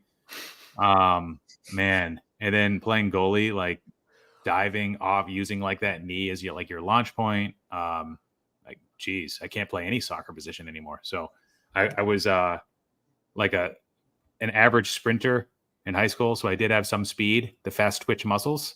Scott was probably slow twitch. He's probably more of a marathon running guy. No, I was a good ball player back in my day. Were you fast? Scott gives off Michael Cera from Juno kind of vibes, if I were to guess what your high school career was like. What? Minus getting girls pregnant, of course. Anyway, the fourth game here is a question. Are there any big rookie debut patch autos from last year that haven't surfaced yet? There's a lot. I don't think I've seen the Volpe or the Jordan Walker. No, the Volpe's out. I know the Volpe's out. There was a video on Instagram of it getting pulled. Oh, you're right. The Jordan Walker. Jordan Walker, I think. Volpe had that stupid, annoying person that had the fake video, like trying to advertise like their bakery. It looked like a real card. It did. It got me the first time. It was like I think it fooled so many people that they got mad and they were like, "This isn't even funny at all." But it actually was really creative. So whoever came up with that, awesome. But then we can't remember like if it was actually pulled because that tricked so many people. Like your first impression was that it was real, and that will always be in your head. So, but yeah, I think it, like 3 to 6 months later, somebody pulled it. I don't know if they got. Obviously, they took the bounty money, right? If DA Card World would even still give it to him. Yeah, I would. Yeah, they must have. outstanding lawsuit for that one.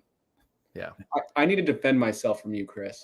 I was wondering if you go back to it. All right. I played football, basketball, and golf. I hated football, though. I hated football. Will Smith. Phil, you keep ruining it. No. No, How, I mean, how it's far not was big. your best field goal, Scott? I didn't kick. Oh. Want to guess the position I played? Well, let's see. I would guess you were wide receiver. I was a quarterback. I was on varsity as a sophomore as a quarterback. Then I quit for basketball because I started as a sophomore with basketball. And Did you glory days? did you quit quarterback because you failed the Wonderlic test? Actually, I quit quarterback because the coach that we had, he ran the double wing. Is that what it's called? Where you basically hand off every single play and you're a lead blocker as the quarterback. And we threw like 5 times a game. And so I said, this is the worst thing ever. I'm going to get hurt for basketball, which I actually care about. So I quit. And then basketball was a good shooter. That's how everybody is now, though. So now it's just a dime a dozen. But I led the state in 3-point percentage my senior year. I shot 45% from 3. Wow, that's pretty good. Yep. All right, I just wanted to hit some of the comments here that were responding to our. I'd play the song, Scott, but we would get copyrighted. Glory days. Right. Patrick Wayne Collects says Harper has more personality than Mookie, and that goes a long way. I think it does. Like Mookie has a good personality, though. He's got his own podcast. That's my issue. People keep saying that. Like Mookie has a lot of personality. He has his own podcast. He's a good dude to listen to. I don't know. Mookie's going to be an announcer in his post career, and that's going to help him a lot, I think. Another bald announcer. All right. Ben, I'll dial back the Beltron talk. We don't want to upset anybody. So Chris C asks about 22 update. He owns a lot of it. I own a little bit of it. So at the end of the day, it's still with modern wax, with anything from the last 5 to 10 years, it's still highly correlated with the performance, even if it's not correlated with the value of the guys inside as much, and it kind of like it gets disconnected. But that's okay, because with wax, the key to long-term success is more and more people open it and they desire to hold it sealed. You don't have to worry about the value proposition of opening it. I mean, I know you do like to open wax too, but I think the issue, though, having said that, becomes there's very little incentive right now to open stuff that isn't completely new because of that dropping ROI, and because like who opens older wax? Who opens like 2022, 2023 stuff right now? The only stuff people are opening on Whatnot and on Fanatics Live, it's like the newest products. So the more that supply doesn't get diminished, the harder it is for that to have a path for upside growth. Is like one way to look at why wax is perhaps a bad investment. But if J-Rod gets back on track next year, if Witt has another 9+ WAR season, that's still going to go up. That's going to be one of the few products that people will seek out to open, to hold sealed, or whatever, speculate on. I'll be buying more of it in advance of that, because a lot of the times wax is lagged. Like the single prices go up first, and the wax could be like a few weeks delayed, a few months delayed. So if J-Rod rebounds, I'll be targeting that product and not many others, to be honest, because Chrome Update sucked. It was hobby, but not really hobby. It was more of a retail product for 2022. And then, of course, Topps Chrome, they destroyed that product. So there's only so many places you can go for rookie cards in like flagship brands or popular brands from 2022. Bowman Chrome Sapphire could be another one. Bowman Chrome Sapphire. No, I was gonna say Topps Chrome Sapphire update in 2022 is like, in my opinion, like maybe the best Sapphire set we ever got. Do you guys want to underrated? Print runs weren't too high, and you had the as we know, the image variations of the rookies. They started to put those in there. Pretty nice poses of Witt, of J-Rod, and on-card autos. Phil, one of the first times in Sapphire update we get on-card autos. Oh, we talked about Sapphire update. Okay, yeah. For some reason I thought you were talking about Bowman Chrome Sapphire. Oh no, yeah. Sapphire update was good, was great. But the issue is when you're opening that product, the on-card autos are only orange and lower, so it's really hard to pull one. I think it's like 1 in 40 to 50 boxes. Yeah, I think there's like 41 of each player's auto. Yeah, so that's why the price is still like $200, $225 for that box. And they really short printed the product even more, I think, in 2023. But they were sticker autos, but it was just easier to pull autos. You got one per box guaranteed. Yeah, usually when there's one per box, then you know they're probably stickers. Do you guys want to guess the last product I opened? It was such a bad experience. I have not opened anything since. Oh man, I tried to make a video off of it. Okay, that's not fair. I did make some videos with like older boxes. I don't count those because those are for content purely. I mean, like last time I bought a box for myself to open for fun. I'll just tell you, it was 2022 Topps update, and it was horrible. So bad. And before that, huh? Nothing. Phil, I'm guessing Otani gets a hit here, huh?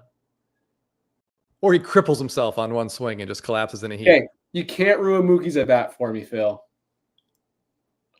But anyways, I used to open a lot of Heritage Minor League. I thought that stuff was a lot of fun for like $20, $30 for a hobby box.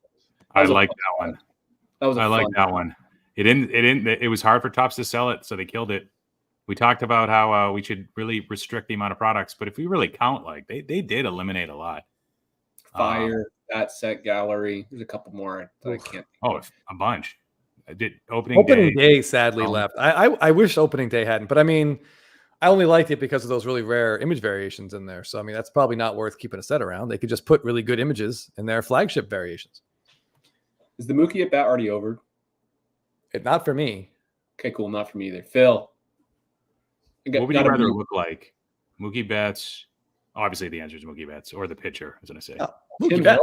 Mookie Betts. Come on. I'm just trying to throw some shade at your boy. Would you rather get punched in the nuts or $500?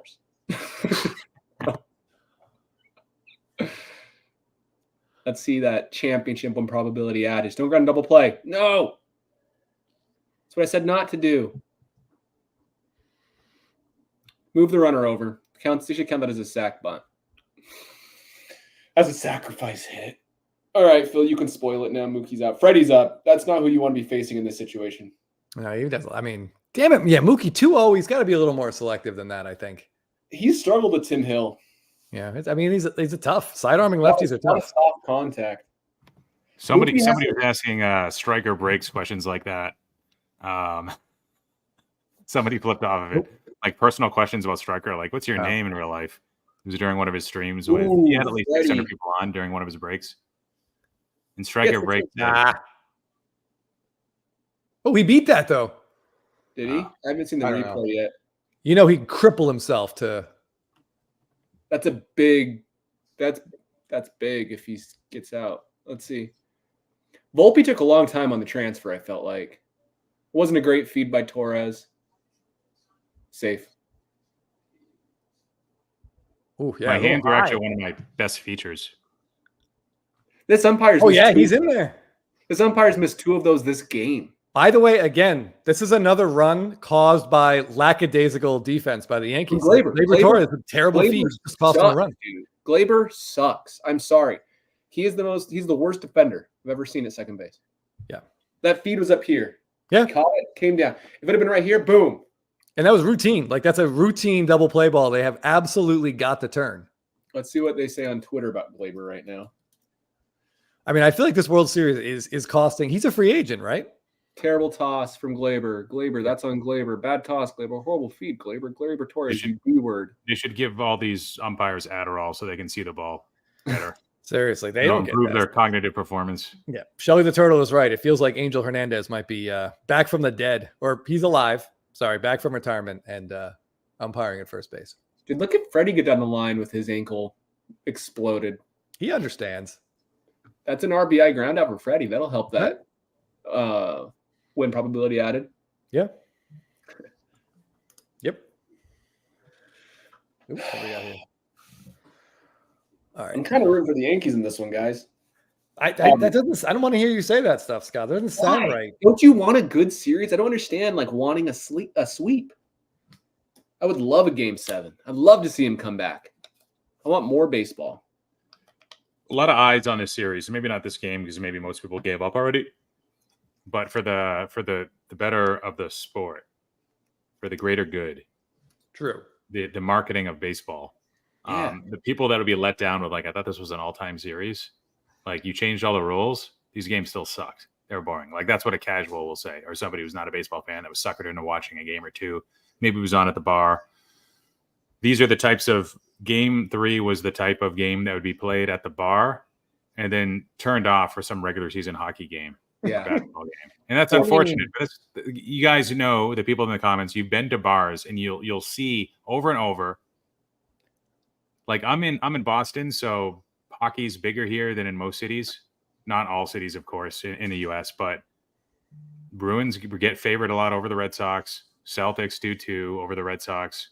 I'd say it's like 70% of the time those will get chosen over baseball. Like regular season versus regular season. Playoff, Red Sox playoff game might still not be on, to be honest. Like currently, because the Celtics are, again, I don't know anything about basketball, but the Celtics are really good, and Red Sox ownership has kind of crapped all over their team. So I get it now. But, in the 2000s, I like to think that the early 2000s, I like to think the Red Sox had to be on every single bar in New England. They had to be. Yeah. When the Yankees rivalry was still big, when they had that awesome team, and they were. It was like more in like the 2010s when things started to switch. And some of that coincided with like the Celtics being good again, I guess.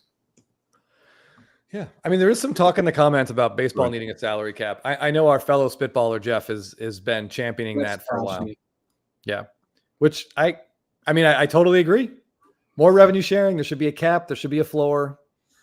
I mean, if the NFL didn't have that, it would be like baseball. Like it would just be like what the Giants and the Cowboys every single year. Hopefully they do that. I'm watching the replays of Mookie getting grabbed by those Yankees fans. That's crazy that happened. That was a little aggressive. If that was Alex Verdugo, that would have been such a bigger deal. On Twitter, during the game, fan would have probably gotten like arrested. Why is that, Phil? Verdugo makes a big deal out of stuff like that. Oh, he's dramatic. I mean, he got beer thrown at him at this stadium when he played for the Red Sox, when he was in right field, I think. And Mookie, that was like the perfect guy to mess with because he's like the most even-keeled dude. It's not cool. I wish it was someone who gave a reaction like Gary Sheffield. We saw Bryce Harper. Marshall Falou, Yeah. Right. Gary Sheffield had been a good one. Oh, Sheffield might have gone into the stands. Yeah. All right, we have some people complaining about Ohtani's contract. The whole the deferment is just weird.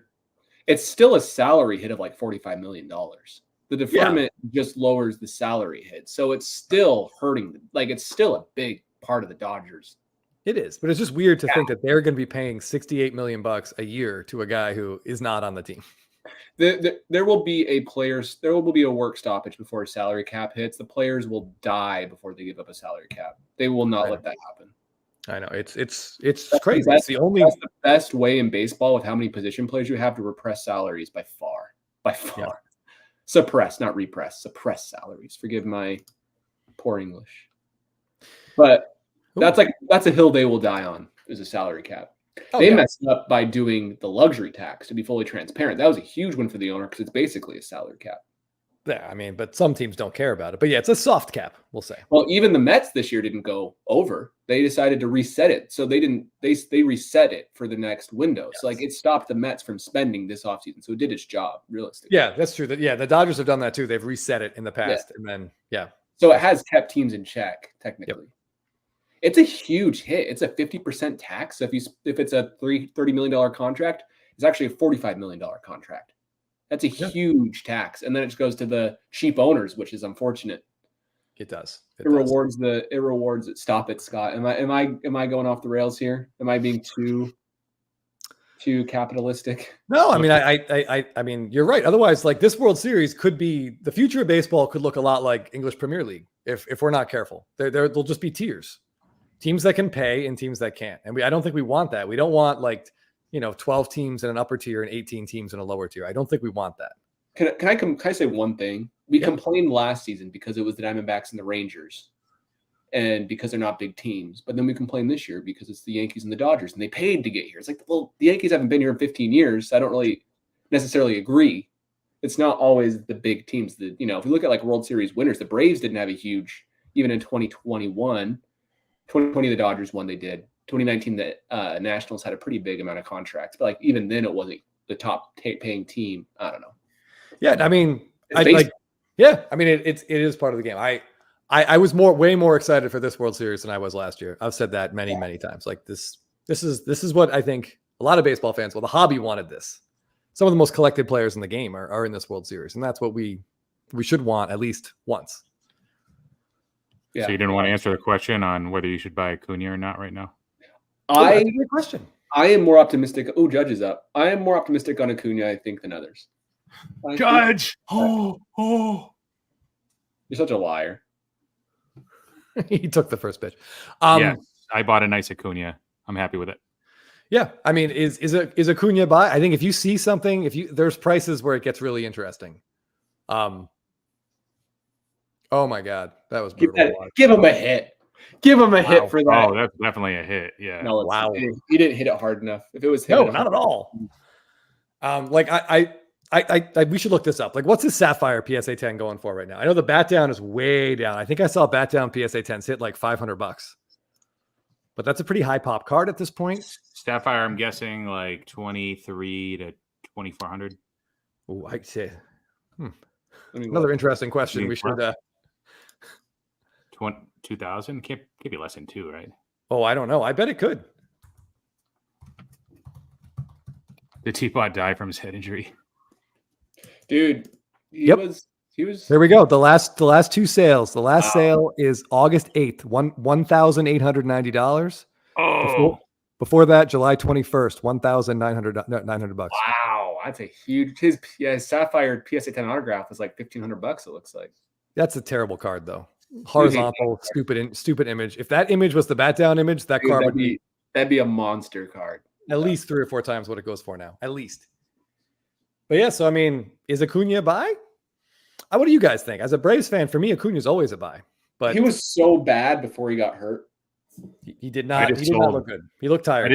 I just sold like the Bowman Chrome Refractor auto first from 2017. It's PSA 10. I just sold it on eBay for somebody hit bin at I think it was 2,600. Wow, it was one of the higher comps in a while. That's a very high comp. But the PSA 10 pop for that card's pretty low. It's like around 50. I actually didn't lose money on that card, even though I bought it in February because I crossed it from 2 gem. PSA 10, too easy. First try. Nice. Yeah, all those 2016s and 17s went to BGS. Like that was pre PSA. So we're getting some people say it's funny. Some people in the chat is like, yes, buy for sure. Other people saying not a buy. So here's my thing with Acuna. I think his game is going to have to change. Yeah, he said he's going to be a little bit more cautious on the basis when he comes back. That hurts his value because he's not that's a big part of his value is his base running and his speed. So if that's gone, he's still going to be a good base runner like Trout is and taking extra bases and stuff, but he might have 40 home runs, but with 10 stolen bases, is that still as sexy if he has a 920 OPS? You know what I'm saying? Like it is, but it's not what it was 47. I mean, if he leads the league in OBP again, then it's great. Yeah. But if the strikeout rate reverts back, then it's not so good. I think that what happened, Phil? Well, for that clap, I'm going to say he hits into a double play, but walked. Unless he's way far ahead and Stanton hits a home run, that hasn't happened yet for me. Phil is loving being ahead right now. He's loving that attention, huh, Phil? Yep. So, Tyree, do we like the Sapphire Gold or Topps Chrome Gold better? Acuna doesn't have a Sapphire Gold. In 2018, I don't think there was a gold parallel. I think there's a red, and that's it. Can you guys confirm that for me? I'm pretty sure. You're true. right. That is true. Is that a 10? Is that what he's talking about, though? What if he's not? What if he's talking about like Bobby Witt? Oh, I thought this was an Acuna question. If it's a general question, that's different. I was going to say for Acuna, I don't like his Topps Chrome Gold either. Because it's the wrong image? It's the wrong image, yeah. I don't like the update gold either. I would stick with they messed Acuna up pretty bad. I'd stick with the flagship black or Independence Day if I could get one of those two instead. That's where I'd go. But on any typical player, let's say Bobby Witt Jr., I would probably prefer at this point the flagship gold myself. I agree. Me too. Unless there's a noticeable advantage for the image in the Sapphire, That would be Assuming the what I same would- image, because that's kind of happening now, right? Assuming same image. Yeah, assuming same image, I agree. I give me the Topps Chrome gold. I think this once Sapphire starts doing parallels and printing more, it gets watered down. This Sounds is a good good to me. question. Does anybody remember Mike Trout? We actually talked about Mike Trout in our next video coming out. Yeah, we talk. Yeah, that might be the featured guy in the thumbnail too. That's right. He will be, yeah. Let's tease it. But we'll talk about it there. We actually, the statement we said was, is Mike Trout at like this hobby floor? Is like has he dropped as far as he's going to, or can he drop? Like, do we think he'll drop further? And we'll have to talk about that. So now these are the hard-hitting questions we need to talk about. Unfortunately, Paul Goldschmidt does not have a Topps Chrome rookie card. He only has Bowman Chrome Gold. And he only has one Bowman card, unlike other players that year, and a Bowman Sterling Gold. Yeah. So, but is Goldie's Bowman Chrome Gold first auto? How does that compare to Freeman's first Bowman Chrome Gold first auto? Blah.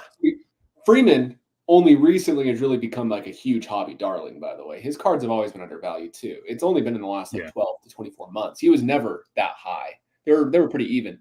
But now he's gone up for good reason. He's about to win the World Series MVP. But I think the gold Goldschmidts are cool. I like collecting those. I think in some way it's cooler than a gold Freeman, me personally, just because of the name. Sure. But I have a few. Francisco Lindor is the Freddie Freeman of this year. Like, not different position, obviously, but like people are realizing that like he's been undervalued for a long time. He's now has higher than a 50% probability to be a Hall of Famer. I'm not saying it's the exact same as Freeman last year, but I wonder who somebody like those players will be next year. That's why that can have that like 6-4 season and then start getting recognized more. Is it J-Ram? Is it somebody else? We're not thinking. It's not J-Ram. He's not slept on enough. That's the issue with J-Ram. He's respected too much already. Yeah. Yeah. That's a great question, Phil. Who could that be? So that's who I used to like really buy. And that's why when I did like my player picks this year, I picked Lindor for that reason. He was like one good year away from being like, oh yeah, he's a Hall of Famer. Yeah. I picked Freeman last year. There's not many. There's not as many as there used to be right now in baseball. Jose Ramirez was that guy this year too, kind of, to be fully transparent, and he did it. So now he's out of that conversation. What's up, Kaylin? What was I going to say? Maybe it's a pitcher. I don't know, because someone like maybe Carlos Correa could be healthy for a full season and put up like 7 or 8 WAR, but I don't think the hobby as a whole would care. I don't think we'd react. He's more than a good season away from that hobby appeal and widespread like respect. In my opinion, even if he had a 9 WAR season, people would be like, still hate this guy. Yeah, exactly. I think there's too many Correa. I think there's too many people that have already checked out on him. It could be Vlad Jr., but the problem with Vlad Jr. is he's too young still. Yeah. And his WAR isn't high enough yet. It's Vlad Jr. in like 3 years, 4 years. And potentially too many cards holding that back too. Look who it is, everybody. Hey, there he is. Yo. What up, Jeff? Hold on. Can't hear us? Hold on. All right. Trying to get in here. We can hear you, if that helps. So Ben suggests an Arenado bounce back. Like, what if Arenado comes out of nowhere and has gets a fountain of youth, puts up a good season for the Cardinals? Could be him. He already had too much value in his cards. He's already selling for more than Lindor. He was already too high. So we got to think about like who Lindor was. His gold Bowman Chrome autograph was like $1,300 in the offseason. Now it went to $3,000. I can't see Arenado. He's at $3,000 now. I can't see him going to $9,000. Right? Like Seager is a guy that could be that guy. That's the guy you could speculate on. That is a very good choice, Corey Seager. Because if Seager has a 7 WAR season, that puts him at 43. So if he has 2 good seasons in a row, we're talking about a 50 WAR player and at age 32. So like that's the speculation you got to do, but that's a long shot. I think Devers could be that guy. He's kind of in that category. He's a couple years away, but he'll be 28 next year. The thing about Seager is he just hasn't played enough. Like this year, he was incredible. I think Teapot had that question. He was like 14th in the majors in slugging, but he only played like 110 games or something. And that just seems to be what happens annually. But, Oh, I unclicked it. Thank you. That's very kind of you. Elio Scott's like, nah, screw that. Just shut that away. Get that out of here. We don't need nice compliments. So, did I miss somebody grabbing Mookie Betts? Is that what I heard? Yeah, dude. What? Yeah, it was messed up. He went over into the fans and made a great play because he's Mookie Betts. And then someone was trying to pull the ball out of his glove, and the guy grabbed his other hand. And he was like grabbed by two people in the stands, two Yankees fans. That should be a lifetime ban. Guys have been banned for Dude, if life. that happened in the NBA, LeBron would have just died. LeBron got people tossed out for way less than that. Yeah. So tell me about this Freeman home run that I missed. Was it pretty exciting? If I showed you the highlight from this game, you would have thought it was yesterday's game. 2-run home run in the first inning. It was identical. Same swing, same place. Yeah. I don't know if it was the same place. I can't remember, but it was very reminiscent of yesterday. Wow. Well, that's really cool, man. The new record, right? 6 World Series games in a row. Yeah. Which is crazy. Does he have a higher OPS right now than Mookie Betts? Freeman? You probably Nope. don't know the answer to that, Scott. Nope, he does not. Mookie has a higher World Series or postseason. What are you looking for here? World Series, yes. I don't know. Whichever one ESPN box scores are giving me. No, Mookie's higher still. Yeah, I think the ESPN box score is going to be the full postseason, not just the World Got Series. it. Okay, so Freeman right now is like a big favorite for if it was to end tonight. to Oh, win it. yeah. Freeman's hit 4 home runs in 4 Yeah. games. He's got it. But Mookie has a 977 OPS this postseason. Freeman's at 839. He had a slow start, but he's doing great now. Yeah, Bugenhagen. Freeman's mom did pass away from cancer. There's a good, it's not the right word. There's a sort of a gut wrenching documentary about it. I think ESPN did a 30 for 30 on him, or it might be longer. But if you have the ESPN Plus app, I'm pretty sure it's on there. But it's an interesting story. It's because of his mom. He always plays for Team Canada in the World Baseball Classic in honor of her. Yeah, Mookie's had a great postseason. He really has. Huge against the Padres, especially. He could have won the MVP for that series. We talked about that already. Yeah. Well, yeah. I mean, yeah. For the NLCS against the Mets, like I know they gave it to Edman. It was close. It could have been either one. Edman's home run that game 5 sealed it for him. The first run of the game, the 2-run home run. In game 6. Yeah. That sealed it for him. But yeah, Mookie was big. It's nice to see. I think that's what's maybe people will stop talking about it as much. Yeah. Whew. So Jeff, if you've got some cards around you, we had a question earlier. We each showed a couple. Do you have a card in your collection that you promise or you swear up and down now you're never going to sell? That it's a PC card all the way to the grave, and that either your wife or your kids or possibly your friend who lives a few minutes away is going to sell after your untimely demise? That's a good question because I have a lot of those in the bank. A lot of those. Oh, you can talk about them. Yeah, permanent ones. I don't know. This is getting pretty close to it, I gotta say. Oh yeah, look at the blue on that. Yeah, I love the light blue. This is getting pretty close to it. Would you sell it to upgrade to a gold though? That's a question I have. Because that's like there's cards I would sell to upgrade to other better versions of that card, but I would keep under every other circumstance. That's how I feel about some cards. Yeah, probably would be there, although it would be tough because I do love this blue on there. Yeah, look at that gold. I think the gold looks great, but the blue big borders are kind of unique. Yes. Yeah. Why is the blue border so much thicker? I don't know. Why is it so much thicker? It's so big. Actually, hold on. I think I can explain this. If we look at the gold, you see there's like an inner blue here. So they just made it. They made the blue border the same color. What a great design choice to use the same blue. Yeah. Yeah, typically I don't like the extra thick borders, but I like it on this. Maybe because I love this color of blue that they had. Yeah. No, it's great. I mean, the Trout looks great too. And who knows, Jeff? In 15 years, which of those two is going to have better career numbers outside of WAR? Between who? Between Freeman and Trout. Who's going to have more hits? Who's going to have more RBIs? Who's going to have more runs? Do you just compare Freeman and Trout? Yeah. They'll get in here. They're comparing Freeman and Trout now. He went from comparing Goldschmidt and Freeman to Freeman and Trout. Yeah. Oh, then I guess we have to compare Goldschmidt to Trout. Yeah, sure. Do it. I think Baseball Reference would just boot you from the site if you attempted that comparison. They'd be like, no, absolutely not. He might have more hits and more home runs and everything, and they debuted the same year, just less WAR. Yeah, well, Freeman with that swing could play till he's 45 if he wants. Hopefully he's not doing like long-term ankle damage here. But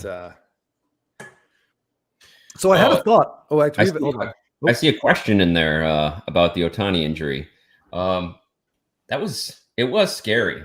It was scary seeing him go down. I got to be honest. A couple people had asked me on Instagram as well. I don't know. Because we're so close to the end of the season, it wasn't as drastic as somebody who's comparing it to the Acuna injury.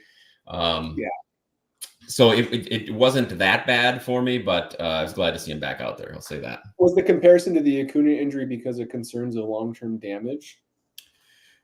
No, just having a big card of a big card. Oh, yeah. If I had a Freeman and he got knocked out right now and was back for opening day, I wouldn't even worry. You know, he's done enough this postseason. Well, I might worry if I was rooting for the Dodgers because without him, I just wanted to say really quick here.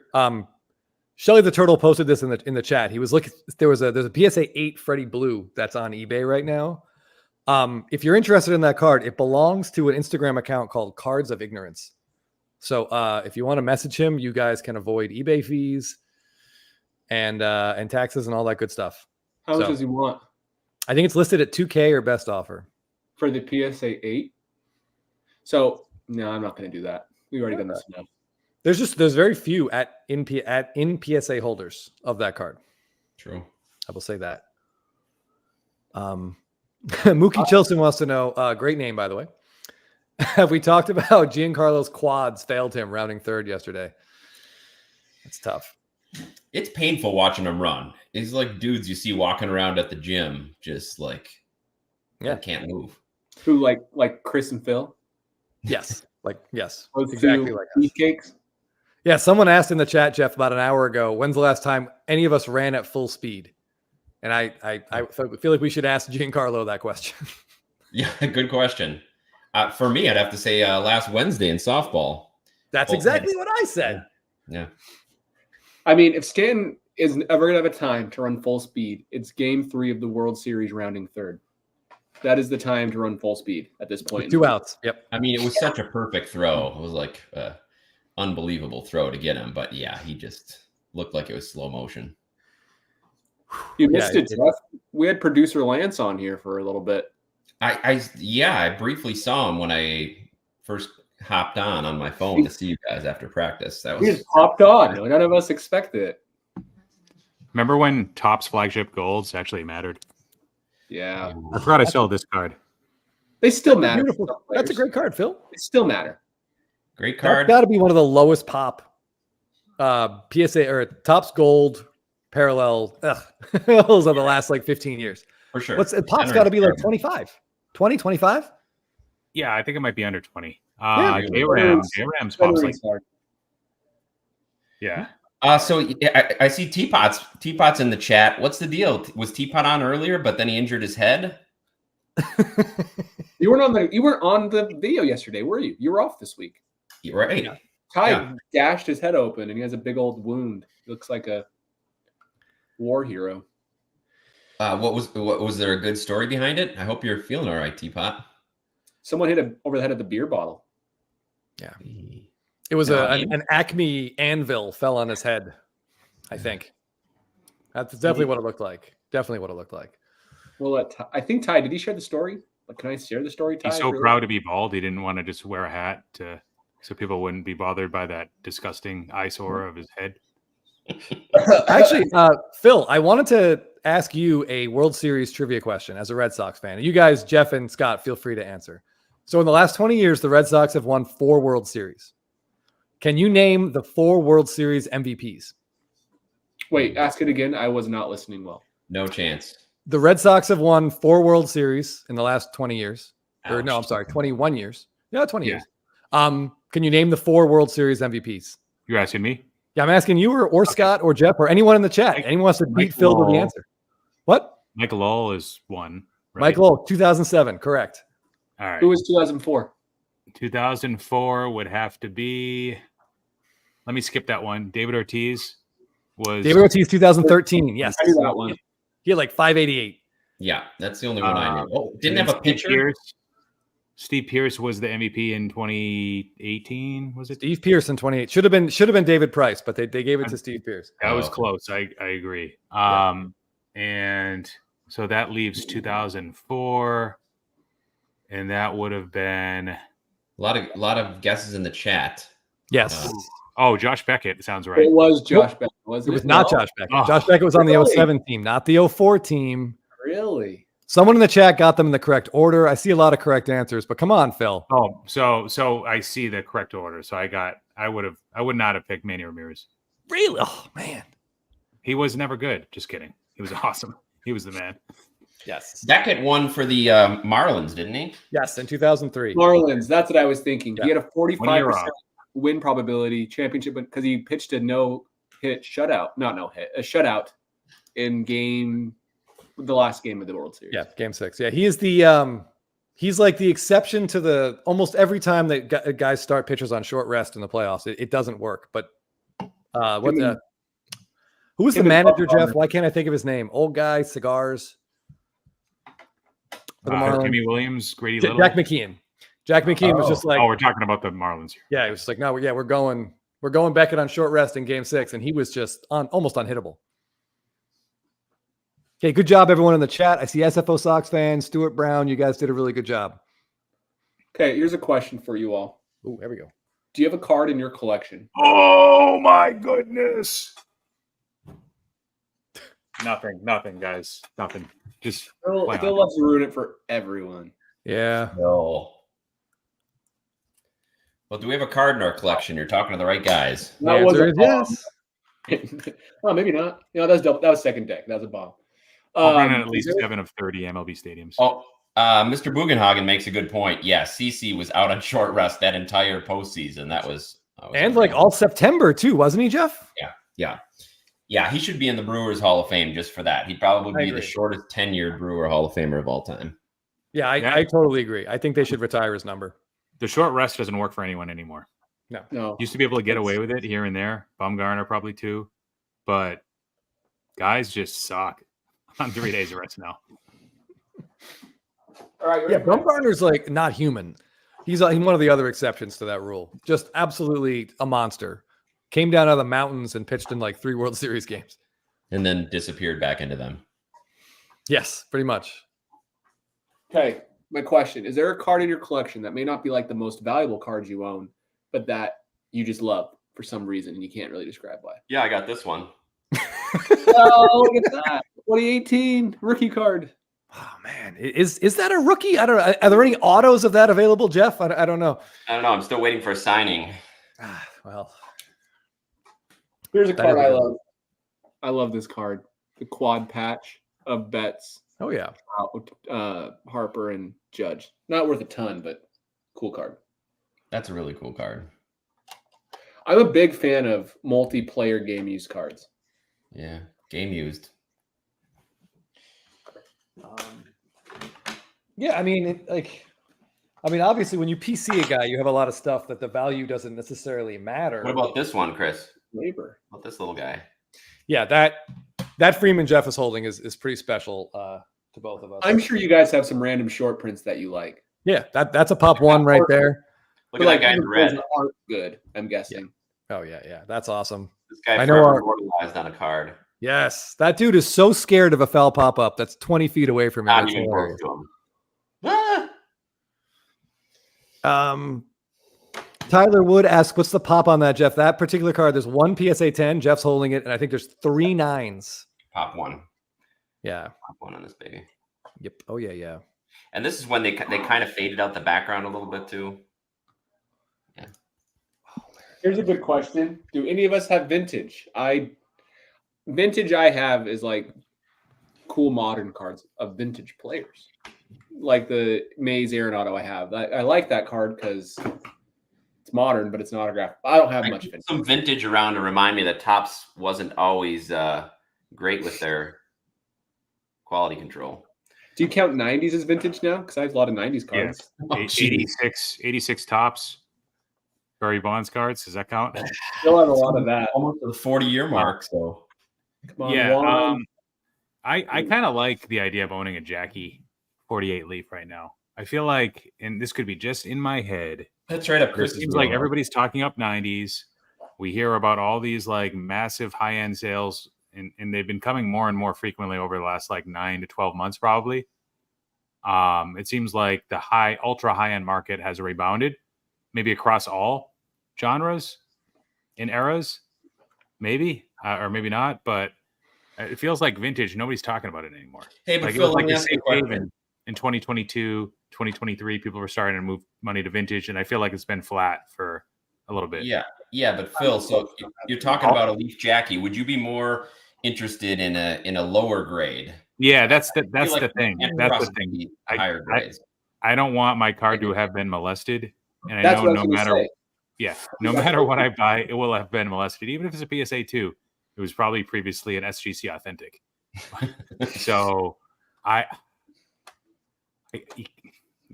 and this is a subjective thing. This is a personal opinion, personal preference thing, but because of that, I'm a little scared. So I probably wouldn't go above a PSA 4. I'd want something. The thing is, like, you want something that's nicely centered, high eye appeal. Those things make it more likely to have been molested. Right. So I don't know, man. Get in the The trimmer. registration, they can't change that. Correct.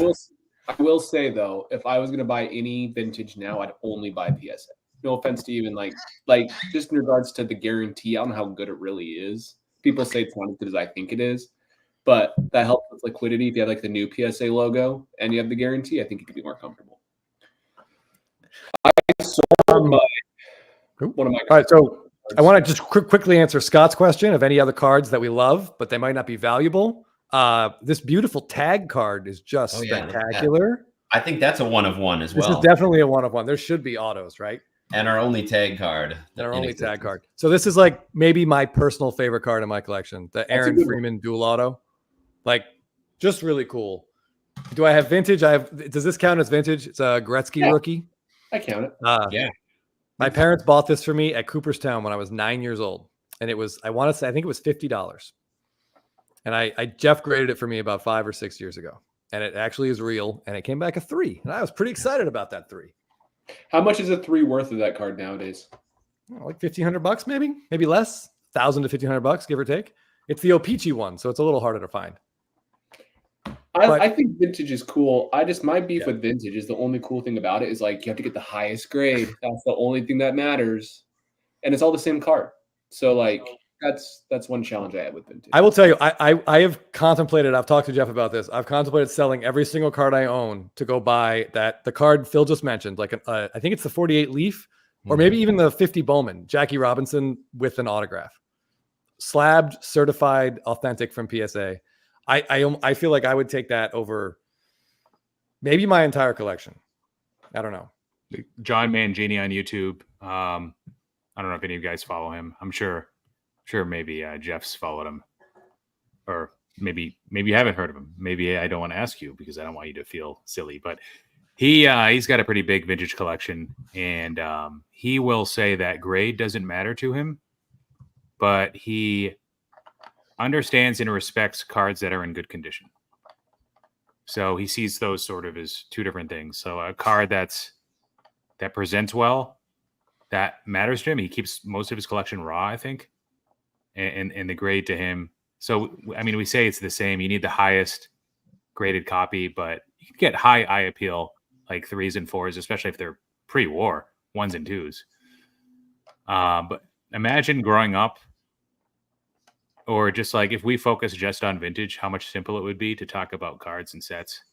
Yeah. And there's so many different eras. So I'm not saying we could cover everything in like 100 episodes. We couldn't. But it's just funny. Like the hierarchy, we're talking about like some of these guys. Like, doesn't Mike Trout have like 6,000 different autograph cards or something? Probably. Yeah. I think I saw a stat this morning, and Mookie Betts has like under 1,000 because he didn't sign after 2014 that much. Yeah. It's the blessing and the curse of the modern card world, right? I will say if you collect vintage, I don't blame you one bit. if that's your approach. That's the thing with like card collecting that I love is we can all collect so different. At least in baseball card collecting in particular, it can be entirely different and still have a great collection and still have a great time. Wow. What happened? Just that the 3-1 pitch called the strike on Will Smith was inside by like 6 inches. Like that's a leadoff walk. That's not close. Yeah, it turned into not a good situation. Man, Mark Leiter Jr. does not look like a baseball professional athlete, does he? I mean, watch him walk off the mound after what just happened. Yeah. Oh, I see it. So I feel like at minimum we're even, or the two teams are even for the Glaber strikeout yesterday. Glaber. I don't know. That Glaber strikeout was big because of the situation it would have put him in. It would have put Soto up with a chance to tie the game with a home run. That's the problem. Yeah. I guess you could say the same thing. Smith would have been on base for Edman to hit it with a home run. So maybe Ohtani coming up. So Jeff said some good things about the sports cards nonsense group. Okay. I say that in jest, but Mike Gio runs that. He actually grew up close to where I live, and he let me be on his podcast once, and Scott was on it once too. Yeah, it was on his podcast. Scott will probably be on his I podcast. believe that was the Phil microphone or Phil internet incident. I invested like $1,100 in basically an entry level gaming laptop, and that's one of the reasons why maybe I can see the TV so quickly or internet so quickly. I don't know, because now I have basically I was humiliated on his podcast, and he said like get a real Wi-Fi connection, and he said that after my segment live to like the people, the audience. It's part of like the recorded segment on Spotify. So then I went crazy and I got this like, new setup, and I'm like, all right, when are we going again next? And he's like, yeah, I'll talk to you. But Old School is one of the better Facebook groups if you're looking to actually transact, and they have a very unique way of making deals where all of the offer prices are made public. So you don't get like the DMs, and you don't know like did somebody like, cut you off, or what did something sell for, or did something not sell? All that stuff is publicly available. The problem with Old School, and Gary does a great job running the group, he takes it very seriously. But I think one of the problems is a lot of the people in that group are not collectors. So they're flippers, and they're looking to pay, 60, 70% of comps. And a lot of the folks selling are trying to get 90, 100% of comps. So if you look back at my history in that group, I don't know if I've ever made an offer that wasn't the highest of everyone that made an offer. So I'm not saying that all my offers got accepted, but I usually would come in with a realistic offer that would be above most other people. And I have purchased cards from that group.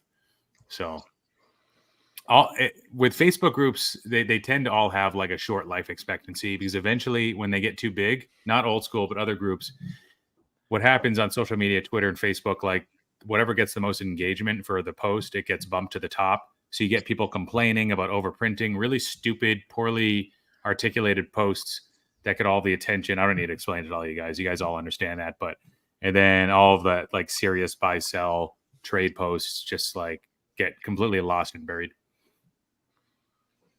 Hey, before we get too far away from the vintage, what Phil was saying reminded me, wanted to call out the Matty C collection on Instagram. He collects a lot of Mickey Mantle on card autographs, and he is always talking about card quality versus grade. I think his number one rule is never pay for corners. So it's interesting. I'm not sure if he does this anymore, but for a while he would put up like a side-by-side comparison of which card you think is better, and then he'd reveal it, and the grades would often favor the card that was not very clear or had a poor auto, or just because the corners were good. So it's really interesting for a non-vintage collector to see how much difference there could be in those cards. So that's a little against what Scotty was saying about it all being the same card. But again, then it's also about the condition of that card. It's just a matter of your opinion is on the condition. Yeah, Jeff, he's a big centering guy too, like for vintage stuff. Like he prefers, he'll take a well-centered card with a couple slightly rounded corners over sharp corners and terrible cutting. Yeah. Yeah, I will say, I don't know a ton about the vintage world. I understand it, but I recently got more into the 90s cards, and I've had a blast doing it. And I've learned a lot, but like a year ago, I wouldn't have done that. Does that make sense? So like everybody has their own part of the hobby, and they're all good in their own way. Yeah. I don't do anything with ultra modern. like post 2018, if you want to call that ultra modern. But Someone in the chat mentioned they have a shot heard around the world Bobby Thompson card autographed by Bobby Thompson. Like that's awesome. I don't know how much he said. He doesn't think it's worth very much. That's amazing. Jeff and I saw at the Burbank show. Big Mac's card box on Instagram had a. he has good stuff. Yeah, he had that. I don't know what year it is, Jeff. That there's a card with like 3 images of Mays making the over the shoulder catch in the World Series. Yes. I don't know what year it is either. He had 2 copies that Mays had signed, and that was tempting. Yes. There's a cool Stuff that he had was tempting, and that's where I'd be interested in vintage, getting cards that didn't come autographed. You couldn't get autographed cards of those cards, and especially of iconic players who have passed away. It's pretty special. There's a cool iconic plays from iconic players. Yeah, I mean that's incredible. What is the Strauss company? Is that Levi Strauss? Does anybody know? It's the German company. I gotta say this. There's a Cool Willie Mays finest autograph from like 2004 of that card. They remade that image that's signed. It's a really cool card. Anyway, you know what I'm talking about? 59 tops. Mookie says 59. Thank you. I don't know the card you're referring to, Scott. Actually, You want to see it? Yeah, pull that up. Ty Reed is a fan of the Topps Chrome Platinum Anniversary sets. That's a big strikeout of Ohtani right there. That's a big pitch. Big pitch. Mookie Betts will come through, guaranteed. I mean, this is a big at bat with home run Freeman on deck. You're gonna see an infinity loop. Maybe I won't. I'll pick it out. M. Parsons calling for Nestor Cortez to get the call. I kind of doubt it. That was the pre 2022 Ohtani or pre 2021 Ohtani with the chase there. Over aggressive right there. Even first half Ohtani maybe this year. Woo. Yeah, that is really cool. It's a cool card. They're not like super rare. There's a faded auto, but like I think it's a pretty cool card if you like that. Agreed. Shoulder catch. Mays has some cool stuff. Yeah. It's too bad Mantle wasn't around for like the early 2000s. It has some amazing dual and triple autographs of like Mays, Aaron, and Mantle. That'd have been cool. Do you have your Mays auto? Did you show that? Did I miss that? I've already talked about it probably too much, but yes, I do. You want to see it? Yeah, show it, please. I didn't get to see it. Let's see it again. Here it is. So like for me, I'd rather have this card than a vintage card. That may be blasphemous because like there's only like 200 total dual autographs that these guys ever released together, which I like. Yeah. So 2 of the best players of all time. Chris and I have seen some pretty cool vintage dual, triple, quadruple autos of Hall of Famers, which is nice as well. Ty mentioned, I don't know if Ty's still here. I don't know if he's still on, but he mentioned how he would like do what Jeff is doing and go after vintage that's signed for like rookies, like the Jackie Robinson Leave autographs. Like those are pretty sick. They're a ton of money now, but you can get some cool vintage Mays, yeah, but Mantle autographs. Those are awesome. Yeah, there's some great like I forget who it was, Jeff. I think we showed it on one of our Thursday night Blabbin' lives, but someone had a league leaders card. I was trying to think of that. Yes, that's exactly. I can't think of what account it was, but there were 4 Hall of Famers. I think it was like home run leaders, for like whatever year, 1962 maybe. It was all Hall of Famers, all with on-card autos. And I think I forget who it was. Who was in the middle? Was it like Orlando Cepeda in the middle and Hank Aaron signed like right across Orlando Cepeda's face? Yeah, like somebody signed across somebody else's face. Yeah. That was awesome. Yeah. Thank you, Shelly the Turtle. I appreciate that. That was my exact thought process on that card. My favorite type of vintage. This has only aged for 1 year, but this is going to age like fine wine in time. I was 100% sure. I was 100% sure Phil was going to pull out some like old black and white pornography from like the early 1900s. Like 100% sure. Some charcoal sketches, Phil checks the Playboy magazines from the 60s. Autographed. Yeah, autograph. Oh, for sure, autographed. Boston fan says I'm sure it's the 63 Topps home run leaders, Banks, Mays, Aaron, Robinson, Cepeda. That's exactly what it was. 100% what it was. Yeah. Yeah. Absolutely incredible. I lied. I do have some vintage that I won't sell. It's kind of like a side PC that I have. Side piece. Don't let your wife hear that. Don't tell Kaylin. No, it's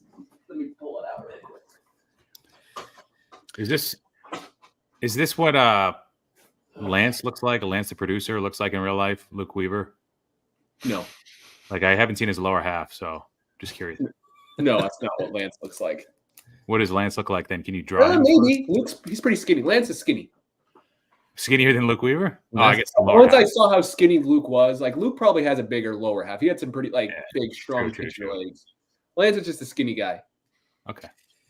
Phil, I believe Carlos talking about your collection here, and I believe you already mentioned that you kind of feel like his prices have come down so far that he almost has the Tommy John baked into where you got him. Well, here's the thing. Like, all pitchers to an extent probably should have Tommy John baked in, because it probably will happen. I don't think it happened with Strider. No. But then again, Strider's prices were at the peak were less than probably where Skeens is now. But I feel like everybody, based on what happened to Strider, everybody thinks that Skeens is going to get injured and injured quickly. And it might not happen. It probably will, but there's no guarantee it happens within the next 2 or 3 years. There's no guarantee it happens next year. I'm just betting on a little bit more buzz. I like to look at like skill sets that are, I'll say, like a standard deviation away from the rest of the league or two. And I think Paul Skeens, I mean, if you pay attention to like fantasy baseball rankings, I think the consensus has him and Skubal in any order 1 and 2 next year. The guys from CBS are putting Zach Wheeler first. But even they said like the consensus is Skeens. He's turned into Rookie of the Year candidate, Cy Young candidate, to definitively top 1 to 2 pitcher in the National League. Top crazy, Phil, because how many do you think they'll really give him the innings boost to get there? So I mean, he's so efficient, he doesn't need 180 innings to qualify as a number 1. Yeah, I was impressed with the way they managed him this year. A lot of 7-inning games, a lot of 6+ inning games. And if you add his minor league innings in, he was at like 160 plus already this year. Was he? I didn't realize till I didn't realize he was that high. Pointed that out. I think so. Yeah. So he could be a 190 inning guy. I mean, on sub 2 ERA this year. I mean, he has to be really good. innings is fine. It's no luck. Like, if he doesn't get injured, this is no luck. He needs to be really, really good. He's on the Pirates, which is a factor why I like him, because I think that could cause him to get overlooked, if anything, which I don't believe. I don't think there's that much of a difference between being on the Pirates or being on the Cardinals. I think if you're not a Yankee or Dodger or maybe Met, then I think the rest of the teams are closer to one another than you'd think with regards to like hobby impact. Clearly, that's the case. I mean, look at what some of Paul Skeens' cards did in like July and August, and he's down about 50% from highs for nothing other than it's not performance-related decrease. No. Remember, like back then, he probably wasn't Rookie of the Year favorite, and then he kind of turned into like a 1B next to Merrill. So this was because of the hype. This is because of the spotlight kind of faded off him and started to move on to other players. I think that the helium can grow bigger for him next year, as long as he stays healthy and he has to produce. So there's no luck. There's a ton of risk here. So a lot of people might look at like a lot of the rookie cards that are coming out with him because he wasn't featured in Series 2. They missed him in Topps Chrome Sapphire, but he's in Cosmic Chrome. He's in Update. He was missed in Logo Fractor. He'll be in Topps Heritage High Number. He'll be in Stadium Club, I think. But I see that as like a diversion. People are going to be going after like the newer releases, like, oh, let's try to get a Skeens Black Parallel, or let's try to get like a Red Ink Auto. I see that as having a freeze, or did I freeze? It's you. It's you. Right. A diversion. That's like a diversion effect that's more powerful than the dilution effect. I can't hear him. I agree where you're going, Phil. Keep going. Finish. Yeah, no, I appreciate it. I saw you make that comment on Instagram. Yeah, explain that a little bit more. It makes a lot of sense. I mean, it's stupid because it's a pitcher. You guys have been burnt on them. You're never going to touch them again. It is pretty dumb. But I mean, these cards all have low pops. His base, it is 499 refractor. The pops are pretty high. But the purple, surprisingly, it's really, really low. Like the green, PSA 9 pop, total graded by PSA, I think it's like under 30 still. PSA 10s is like under, I don't know, 15, I think. The blue is really low too. So I don't know, man. Try to find a good autograph if you are to buy a card of his, because they can definitely vary. I probably could have gone a little bit better than ones I chose, but I didn't get anything like super streaky or anything. So I don't know, man. It's at the end of the day, it's fun to gamble on this shit. So Tell you lose when you buy a Judge card. I want to say one thing before you go to this next question, because this will totally be a great topic. But I do have vintage. I forgot to tell you. I have vintage golf rookies. So here's like a Harry Barden from 1901. He's a great golfer. Here's a Walter Hagen from 1926. Here's a Ben Hogan from 51, Brooks Ross. I also have these vintage cards that I love. Some Edgar Allan Poes from 1888. I can't see it. Is it freezing for anybody else? Yeah, Scott's frozen on there. Yeah. Yeah, I wanted to see your Edgar Allan Poe rookie again. Love that thing. Well, when I come back on, I can show you. You guys can keep talking then. I don't know why mine's freezing. Here, let me leave and I'll come back. All right, there we go. I for fantasy rankings, Phil, I would have Wheeler 1. I think he's just proven durability. Oh, hello. Hello. Oh, this is weird. Back up. Can we make it? I get it. Yeah, I mean he's the proven commodity. Yeah, he's done it. He's done it multiple times. He's had the full workload in the MLB. Skubal did it once. Yeah, I don't know though. I mean, the upside is really there. If you think Skeens can really throw 180 plus innings, that upside is pretty tempting from a fantasy perspective. Yeah, that upside is tempting. Wins are a little bit lesser, but if he's going 7+ innings, he still could rack up 15. Yeah. How many angry texts are you prepared to send after Skeens gets hurt? Well, just like Yamamoto, a lot of disappointment in fantasy pitching. Very true. Very, very true. So the question was about Stadium Club and Sapphire. Would we buy it? Someone in the comments said he thinks the design would hurt the photography, and I actually kind of agree with that. Stadium Club Chrome is still the best set ever. Best set of the last 10 years, 15 years, and that's gone. I don't know. I don't know if we would buy Sapphire, Jeff. It just would seem unnecessary. Yeah, it would seem a little bit overkill because I think, as the commenter astutely pointed out, the photography is really what sells Stadium Club, and having the chrome finish was just enough pizzazz. So I don't know, Phil, you're the meat in a Blavin sandwich. So I don't know. I'd probably buy. It depends what the price point is. If this year's Stadium Club is $200 a box, unless Phil buys it by the case at like $40 a box. Stadium Club Sapphire would probably be like $300 a box. So, I mean, you know damn well if there was a Topps pre-sale that Jeff and Phil would be in there buying the pre-sale. Oh yeah, I'd be waiting at Burbank for whatever they throw in the dumpster. Yeah. So what these guys are referring to, once in a while, you get people on eBay that sell like pre-sale cases. And they could be like 7-day auctions, 3-day auctions, 5-day auctions. There's one account that does it a lot, and there could be like multiple runs of it. He's doing it right now with Topps Chrome update. He had a few cases that ended tonight. I shouldn't be saying this. It's where I'm, one of my strategies. But yeah, he sold some Stadium Club, and I'm like, okay. So pre-sale was like 140 or 145 on the Topps website. It's Topps Stadium Club. Like it last year, it was like 100, 110. It's barely worth like 130, 140 now. I don't want to pay 200 for this, right? Because after the markup on non-Topps websites from like the big box shops or online retailers right now, you're going to be paying 180 plus, in some cases 200 per hobby box of Topps Stadium Club. Yeah, like it's a fun product to open, but like people open it for the enjoyment, not for the gamble, really. So like, so I put in I won a snipe for like 137 a box or 133 a box of Stadium Club. I'm like, yeah, that's the price that probably makes sense, and it's perfect awesome. Because I don't need any more than that for my customers. One and done. Are you going to open any of it, Phil, at that price for the fun of it?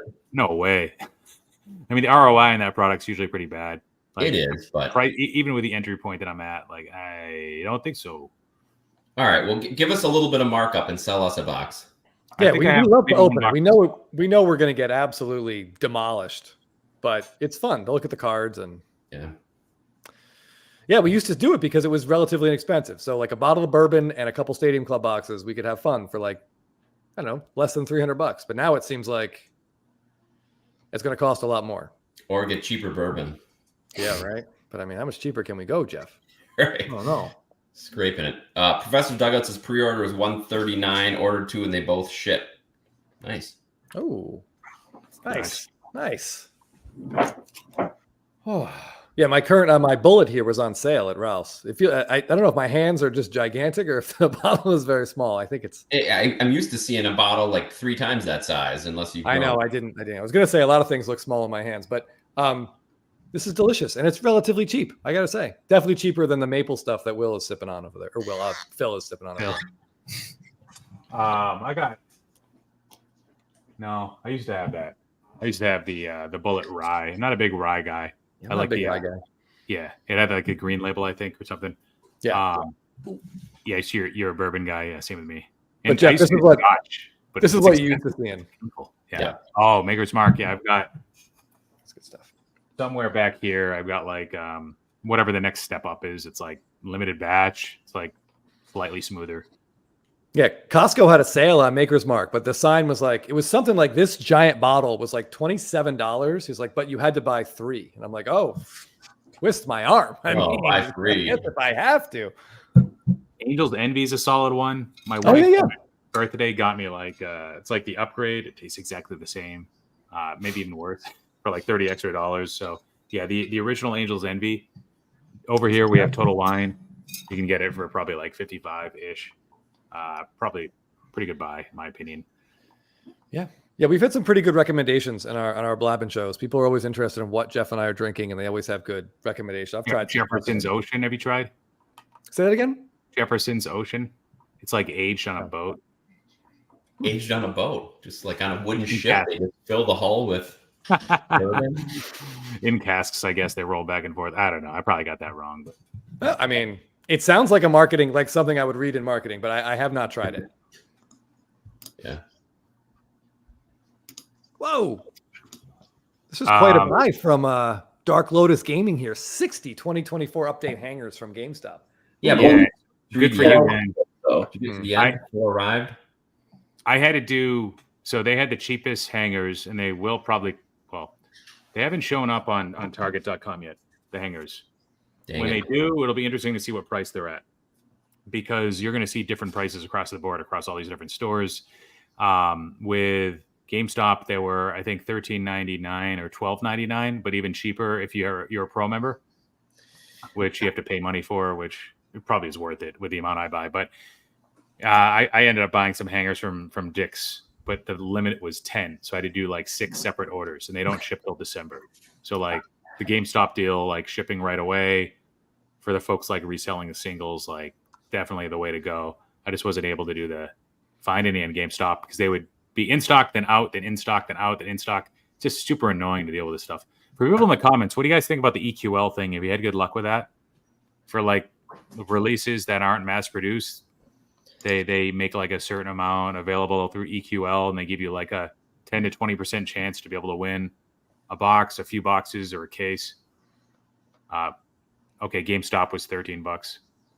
Yeah, I'm surprised that they're able to change that retail price so much, Phil. I thought it'd be pretty standardized. You think so? It's messed up, but hangers are bangers, or what a lot of people have been saying since 2022. Although this year Stryker put out a video kind of like talking about the merits of the Fat Pack as well as the Blaster Box. Blaster Box is the only place where you can get Halloween exclusives. And then there's a Fanatics exclusive Blaster. Yeah. And that's supposed to be pretty good. And that's your only chance of getting an Aqua Parallel. So, I mean, do we need that chance? Do we need that chance? Is that enticing anyone? The possibility of Aqua Parallels? Yeah. It's very important. Okay. All right. I didn't mean. I back up. Just want to say a few people have mentioned Blanton's. Blanton's is delicious. That's a really good bourbon. Someone else just mentioned. Tyreed mentioned Buffalo Trace. Funny Buffalo Trace story. Buddy of mine was in town this summer. We went to this little dive bar. We were just coming back from running errands, and he wanted to go in there and check it out.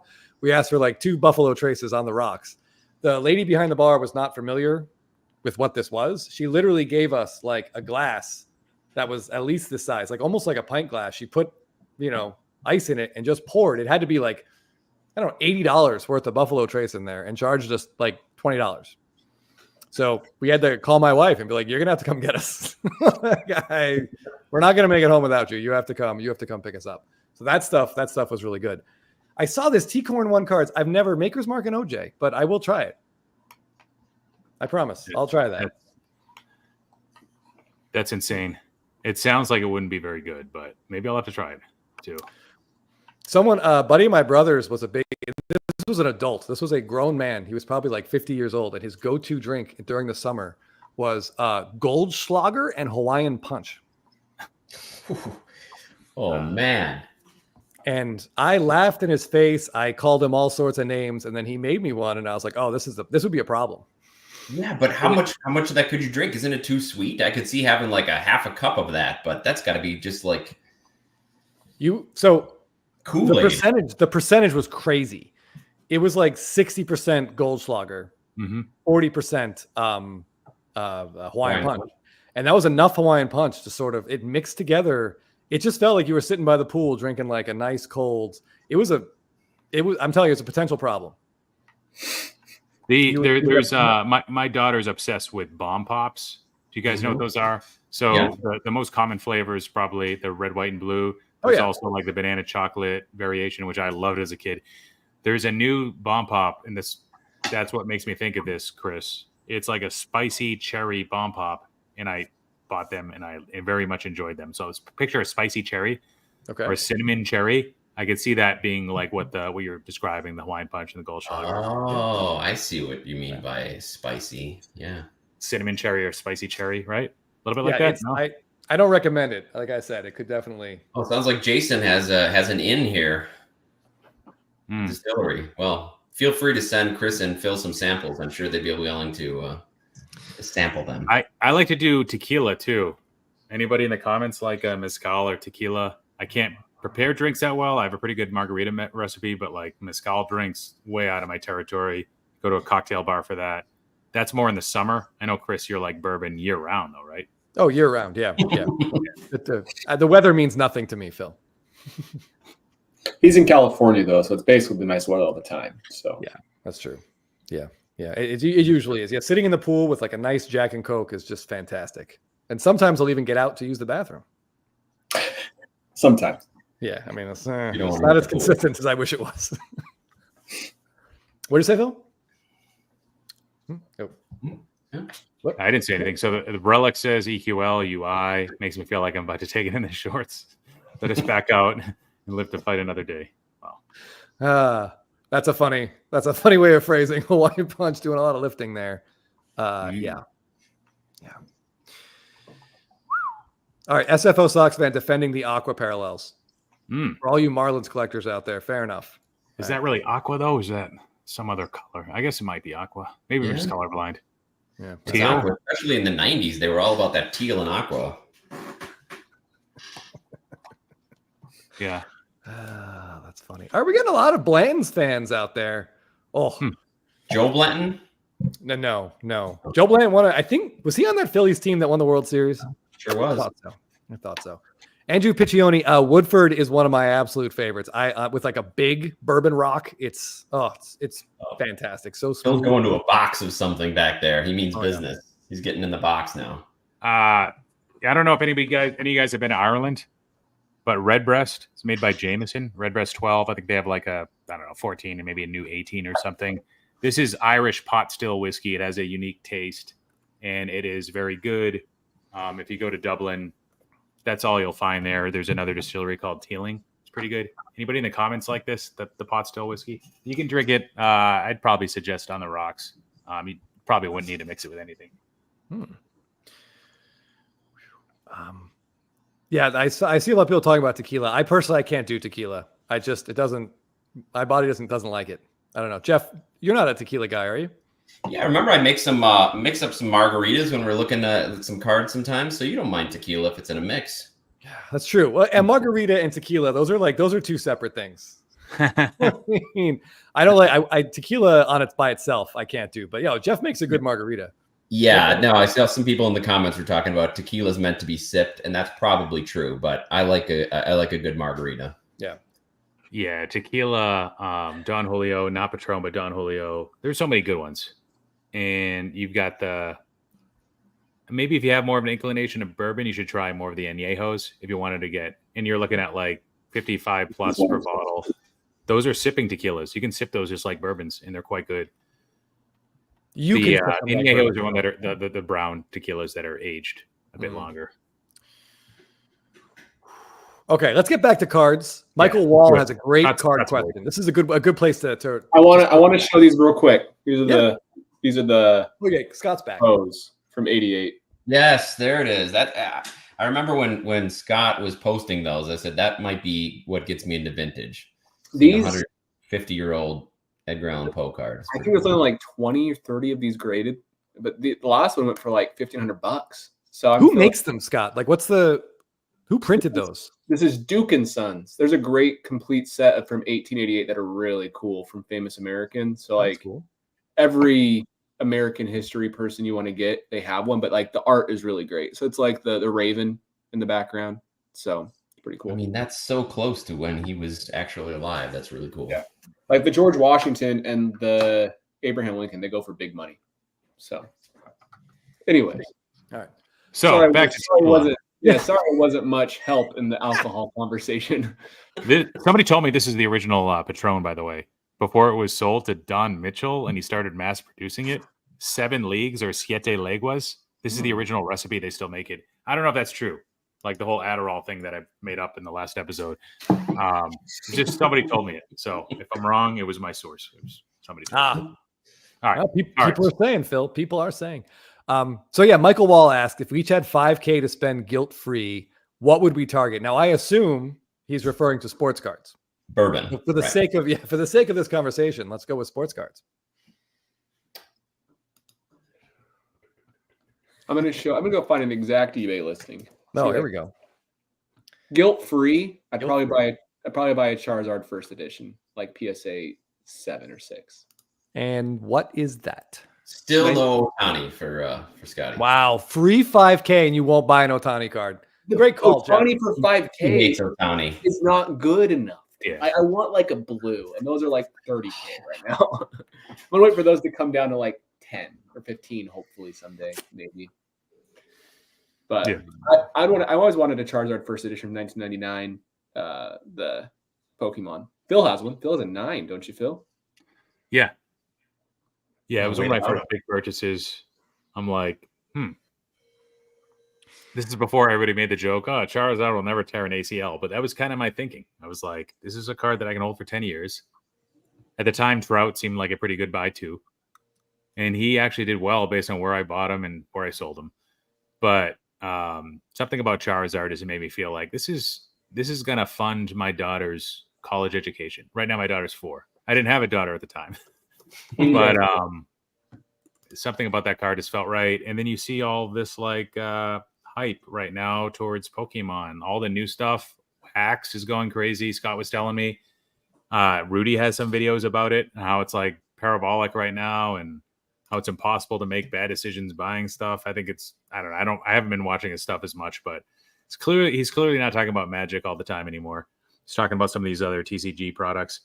And I just feel like at some point, like what's happened with like people cycling away from modern into vintage with sports cards, like you get in, you learn one thing, and then you realize the roots of you understand the roots, and then you dabble in a different area. Maybe you get hurt a little bit when the market dips, or you just want to consolidate, or you just want to, collect a different era of the collectible.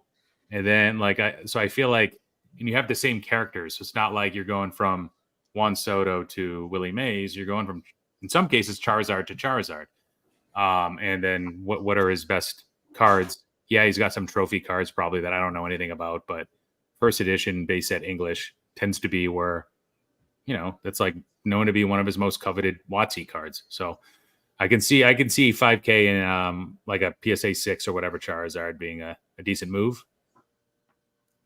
We need to stop talking Pokemon. We went from 115 people and a 95 between you and I talking, Phil. Yeah.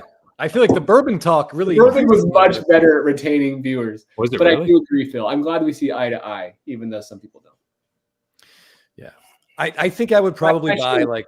Oh, go ahead, Scott. You go. I'm going to show one Pokemon thing to like back up this argument. This is a concern I had is like, well, long term, like how will it hold up? We're Like contradict yourself in 5 seconds. Yeah, I'm going to change it. Don't worry. Look at the trends on Google. Pokemon cards are so much higher than baseball cards right now. It's unreal how popular they are. I always thought the younger generation wouldn't care about them, but then they're still scooping those things up. If someone dressed up as Charizard in Times Square, like for those photos, someone wearing that costume, like killed a kid, would that hurt the value of Charizard cards? No. Okay, just curious. Like it would be in the paper, right? It might help Pokemon cards. It might actually. You're right. All right, we're at 92 viewers now. We're killing our audience. What cards are you guys buying? I would spend $5,000 on the best Juan Soto 2016 auto parallel I could afford with that $5,000 because I don't have one of those cards. So that's one that I would go buy because I feel like that's missing from my my PC here. But I'm certainly not going to sell Freeman to get there. So I just think that $3,500. This was one of my off-season pickups. I tried to sell it to Phil. He didn't want it. Oh, what are you selling it for? I'll buy it. I too late now. I sold a different card to cover it. I was going to sell it for like $5,500 at the then time. Scott ignored my text when I said, "Hey, you still selling it?" I ignored him. He's so nice, he ignores us. I don't mean to ignore, but you guys know I suck at messaging at this point. I don't want it anymore. I don't want that card anymore. By the way, I retract my offer. Well, Phil and I are having a falling out as we speak in real time. That's fun to watch. If I had that guilt-free money, I would put it towards the best Jackson Churio I could find. And I was looking on here as we talked. There's his Topps Chrome Gold Refractor Auto. There's a PSA 10 for about $4K right now. It's a Pop 4. But he's also got some pretty good Bowman First autos that are right in that wheelhouse. What color can you get for $5K, Jeff, right now? I mean, there are a lot of best offers, so you'd have to throw some offers out. But for gold, you'd probably be looking at Gold Shimmer. Gold Shimmer. There's orange. There's yellows, which is out of 75. So what I'd probably do is try to find a true gold and try to make some offers to work my way down there to get that. And if I didn't do that, I'd probably go with the chrome for a little under. But it's nice to it'd be nice to have that guilt free. Jeff, I also saw that there's a clear on eBay right now. Popped up today. I don't know if I sent it to you or not, but there's another clear. Yep. Or is it one of the same ones that sold already? I don't know. I'm not sure what number it is, but I think it's up for $1,500 or best offer for the Churio clear. All right, I might go take a look at it. Yeah, Phil, people love the Churio talk, right? Yeah. Are we back up into the upper 90s? Upper 100s. Yeah, we're safe. That's how you know it's a bad buy if it attracts people to come in. Yeah. Seriously. The bandwagon. Or to stay. Hey, but we're talking guilt-free. I absolutely, if somebody said you have to spend this and spend it on something, that would be the way I do it. My guilt-free sports card buy would be like a Bobby Witt Jr. Dynasty rookie auto. That's what I'd go with. That's a great choice. That's what I'd pick at this point. Or a Gunner, or one of the big rookies coming out. Maybe a Churio. There you go. You're gonna buy a Dynasty Churio here? I picked up a Gunner this month, Refractor Auto PSA 10. I started a hunt for Orioles as soon as they were eliminated because of my methodology. Like, playoffs don't matter. Great. Like, a team with a lot of Harvey stars got eliminated quickly. Buying season doesn't start in November for those guys. It starts in October. Starts early. So, yeah. Picked up a this might bite me in the ace, but it's like down like 67%. I don't hate that buy, Phil. Jackson Holiday. I don't hate it. Super young. He still might get some buzz in the preseason. I can still sell before he plays, so he still might suck, and I could still do okay. Who knows? But no, I don't think that's bad. I don't hate that. I don't hate that at all. Okay, Chris, you're joining. Or did you go? Well, yeah. Well, the first thing I said was I would buy the best like Soto 2016 Bowman Chrome Auto, but I have a backup which I just found on eBay. I knew something like this was out there. This is probably what I would buy. That's cool. On card, baby. I'm a big fan of the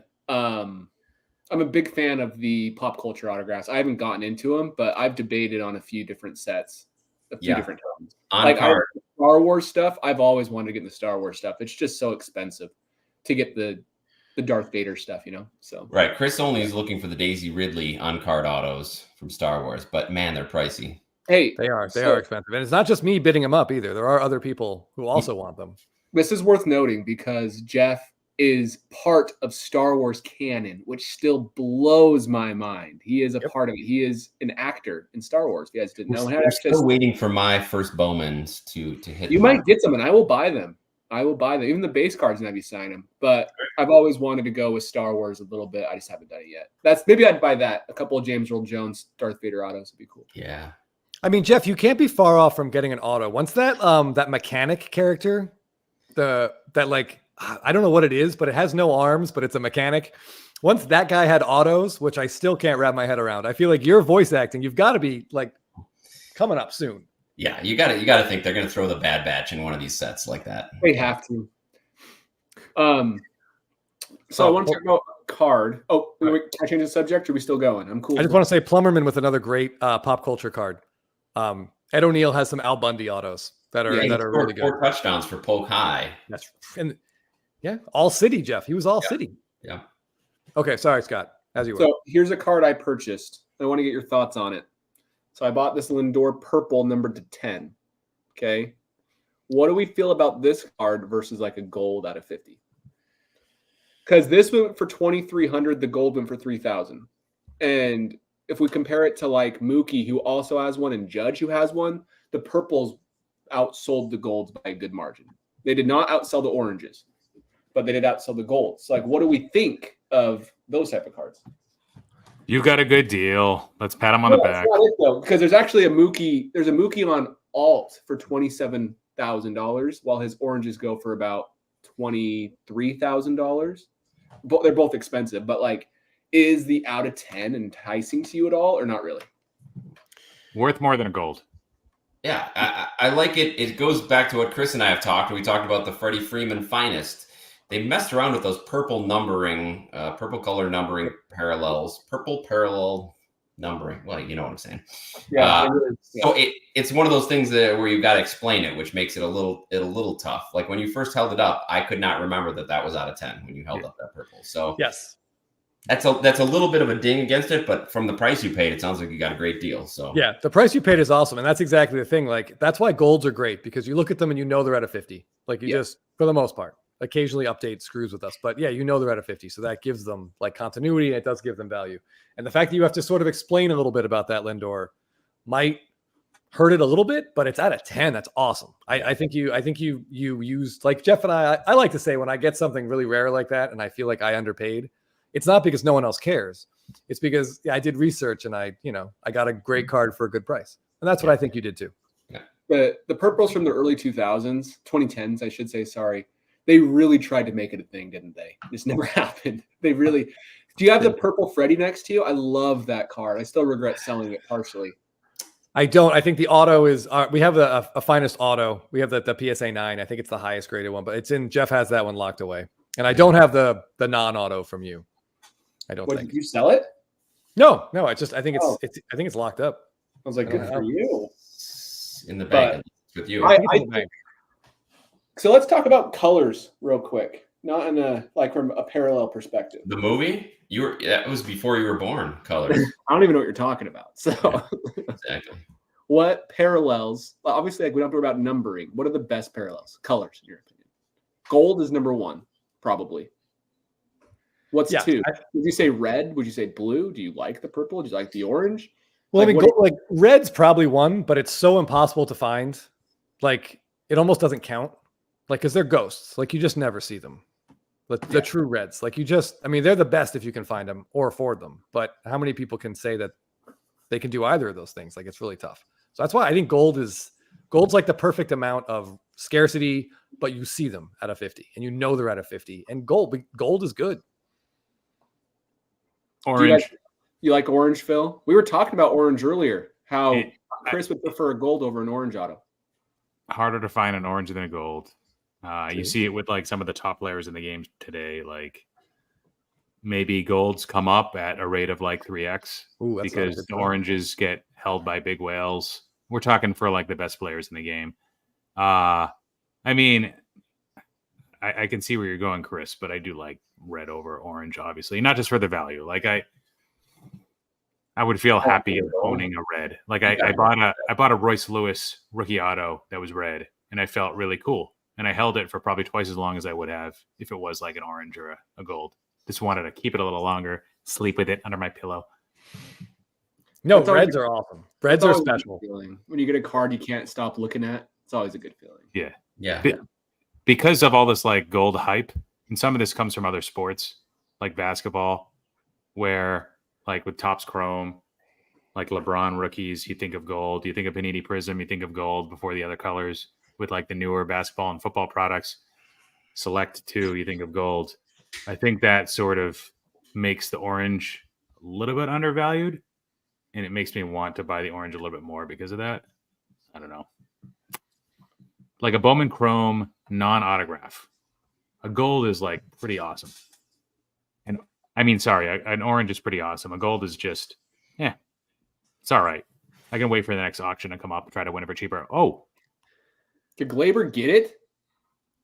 Wow. Where was all this offense? I guess this is a bullpen game, isn't it? Yeah, it's the Dodgers B bullpen team. Hey, Garrett Cole's going tomorrow, guys. If he shoves, this is a series at 3-2. Yep. Yeah. I believe this will help the Judge stuff a little bit at least. If they don't get swept. I mean, a tack on home run here from Judge would be great. It would be great. It'd help his confidence too. Yeah. He needs to get a freaking hit. Well, I hope we get a game 7.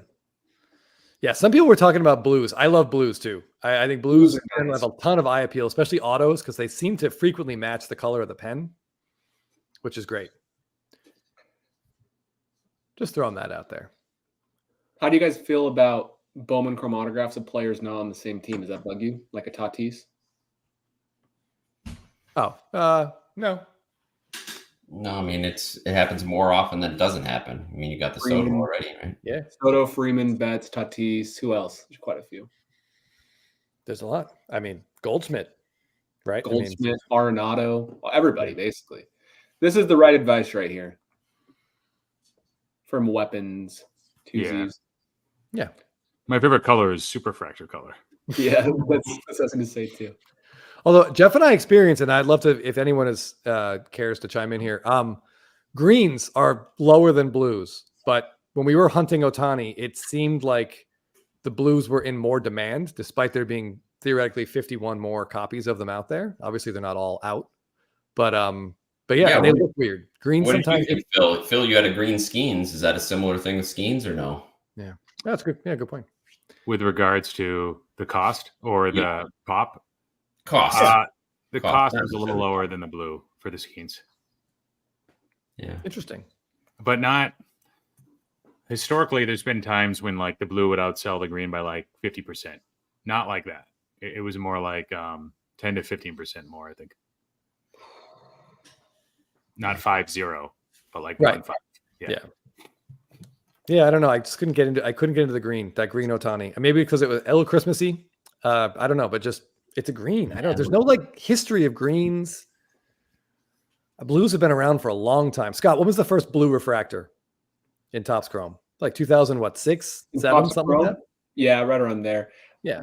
Yeah, right around there. 2006. They were The numbered to first- 75 for a The while. first one of one that Topps ever did in Topps Chrome was a blue X Fractor in 2004. Ah, Update, just heads up. First Superfractor wasn't until 05. all right. So I think it was 05 when the blue came out. Professor's Dugout with a great point here. Oakland A rookies look Hmm. like Lawrence Butler's rookie autos this year in green refractors look phenomenal. Just throwing that out there. I was seeking out Zach Galoff late last year. I would have tried to flip immediately, but yeah, I agree with the A's. And Robert Poussin, who was one of the biggest like flame out busts, quick, like plummeting to zero prospects ever. He was It's huge. like this guy is like after like Tatis breaks out, he's got a similar profile to Tatis without mentioning his name as a comp. It was like describing him as like a wiry shortstop with the ability to hit for power eventually, very athletic, but didn't have a hit tool yet. Kind of important. And I actually made my money back because I think I picked up 3 green autographs of him, 2 of them gemmed, and I was able to sell 2 like soon enough after where I was able to like exactly break even from him completely collapsing. But yeah, those cards were nice. Oakland A's color match. Okay, we have one logo fractor question. What do you guys think about logo fractor? This has come up a few times, and I think we all missed it, but a couple people have asked our logo fractor opinions, generally speaking.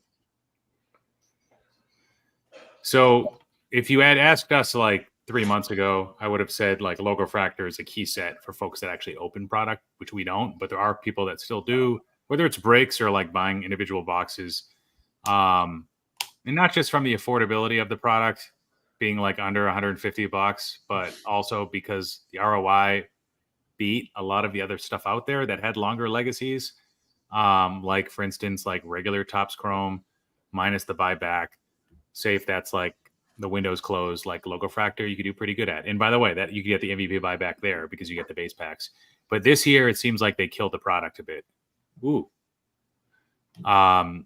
It seems like they jacked up the print run, the checklist, the autograph checklist is way up. Just like hopefully they don't do the same thing with Cosmic next year. It seems like Cosmic, there still is some value in opening it.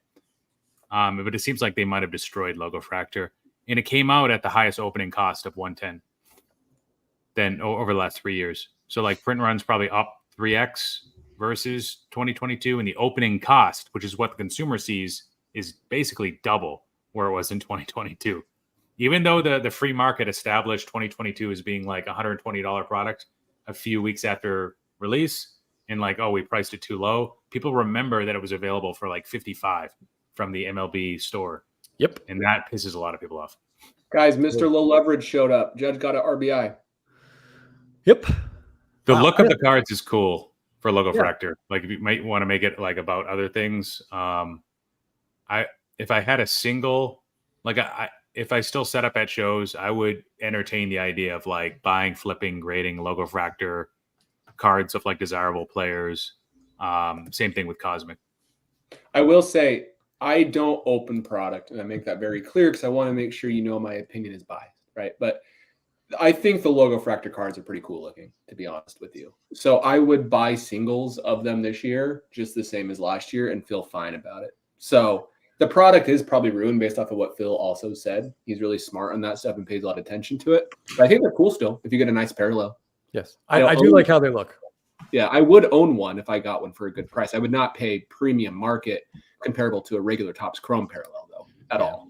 So Soto had a 1-of-1 logo fractor, super fractor, non-autograph. Okay, maybe you saw it, Jeff. It would, I think it ended either last night or the night before on eBay in bids. So first year Yankees uniform, pretty cool pose. Rose gold is the color for the non-autograph super fractor for logo fractor for at least Soto. I don't know. I was thinking about putting a bid on it, and it was at like 1,200 with an hour left or something. What's that card worth to you guys? What did it finish at, Phil? Do you know? What was it, Phil? It's a rose gold. You just put in like logo fractor 1-of-1 Soto. I thought it would go for 1K. I didn't really want to go that much above 1,100, but I'm like, this would be a cool card to own. But I'm like, but it is a logo fractor. I don't know. I don't want to get stuck with this card. Yeah, it doesn't do anything. I like random super fractors do nothing for me personally. Unless like the image is iconic, it doesn't matter to me. They used to when they were rare. Like as an example, I don't like this random Billy Butler super fractor. That's cool because there's like hardly any of them. He has like 10 or 12 total. But if he was a player now, he would have 10 or 12 in 3 sets. So there is an era where I agree they were awesome. But it's I do think that I was gonna say the logo fractor Soto autos are kind of cool because it's one of his first on-card autos as a Yankee. Yankees, yeah. And it's a way better image than his heritage Yankee auto, which is like super close up, which is never a great thing for a lot of these players. But so I think that card looks cool, but I can see the sales on it. Like the first one went for like 7 something, then 6. The last one's under 500. So, you know, it's cool, but I guess $500 a lot for a 60-year Soto auto. Yeah, 1275, 49 bids. So it went for 1275. 1275. Yeah, a lot of interest. Though. Yeah. All right, boys. Before you get to the next topic, I got to sign off. I got to go get the kids to bed. I'm glad I was able to hop on with you for a little bit after practice. Yeah, good to see you. 3-hour live stream. by the way. This is crazy. This is a Thanks, long everybody, game. for tuning in. It is a long game. Did you guys start when the game started? When did you start? Just before. Just No, before. like, but 8:01, Yeah. 7 That's minutes crazy. before game start. Last time I vintage checked, Yankees that's Red before Sox. the game. Yeah, but it basically game start. Wow. I was just sad Fat Joe wasn't rapping. Well, maybe that's why they won or are winning tonight. Curse of Fat Joe. Yeah. In response to Jim Define, I think Heritage Autos are great, especially any red inks are awesome. Yeah. And they're dual autos, like Chris Oh. held up that Freeman Hank yeah. Aaron one. Yeah, absolutely. And like Scott's mentioned before too, they last a lot better on that paper versus than the auto cards. Yeah. Yep. All right, quick Stadium Club question. By the way, See you Lance, guys. I'm Lance up. scored 3 points. Attaboy, Lance. Take care, Jeff. So I assume he was fouled. Oh, geez. Can we make this smaller? Okay, thank you. Yeah, I assume if he scored 3 points, he must have been, I don't know, 9 fouls? I don't do the math. But all right, so Jorge wants to know what the big hits are in Stadium Club. So, Phil, we know Skeens has rookie autos. That's probably going to be one of the most popular cards in there. Image variations of the rookies will be big. Yeah, hopefully, if they're good. Yeah. The Jacksons have one. Unfortunately, Skeens doesn't, but the Jacksons do. Skeens doesn't have an image variation in Stadium Club? Why?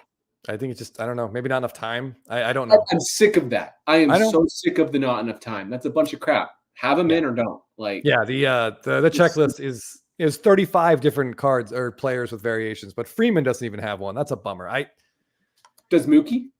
I think so. I think Mookie's in there. So get ready for it's either going to be incredible, like the flag, or it's going to be absolutely terrible. I love that. He had the 18 and 19 were really good. Everything after I don't care about.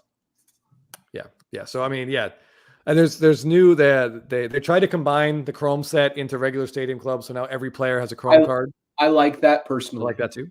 I'm cool with it not being a standalone product as long as they fix the autographs next year. Yeah, they need the Chrome autographs. Have got to be on card if they're going to listen to our 3.5 hour live stream at 11 p.m. You should fix that. I have not seen the checklist I've seen, Scott. Don't list the parallels yet, so I don't know. One concern I have is that they might go to like regular Chrome parallels and axe the gold minted. That's a concern of mine because the gold minted, it just looks really cool. It looks better than the Stadium Club Chrome standalone sets gold refractor, if that makes sense. So I hope we keep gold minted. Would you ever go to like Topps Chrome Gilded? Because they have gold minted in Topps Chrome Gilded. If they got rid of it in Stadium Club, I have heard really, really good things about Topps Chrome Gilded. I don't own any of those cards, but there's a Freeman in 2022, like celebrating. I think it's the last out of the NLCS against the Dodgers. His arms are he's going crazy. It's a cool horizontal card with autos. So I need one of those, but I don't know. I don't know what to make of Gilded, Scott. It hasn't been around long enough. Like it could be. How longer will it be around? Is it even here this year? Are we going to have it again this year? I don't know if it's even been released. So yeah, I don't know. But they do look good. They might have some minted if you need your gold minted fix or something. I always need a gold minted fix.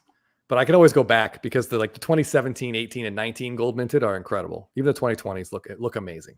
This is a good comment by Tyler. I think we all probably agree. There's so many different Topps Chrome Reds nowadays. The gold refractors and Heritage is one of them out of 5. I completely agree.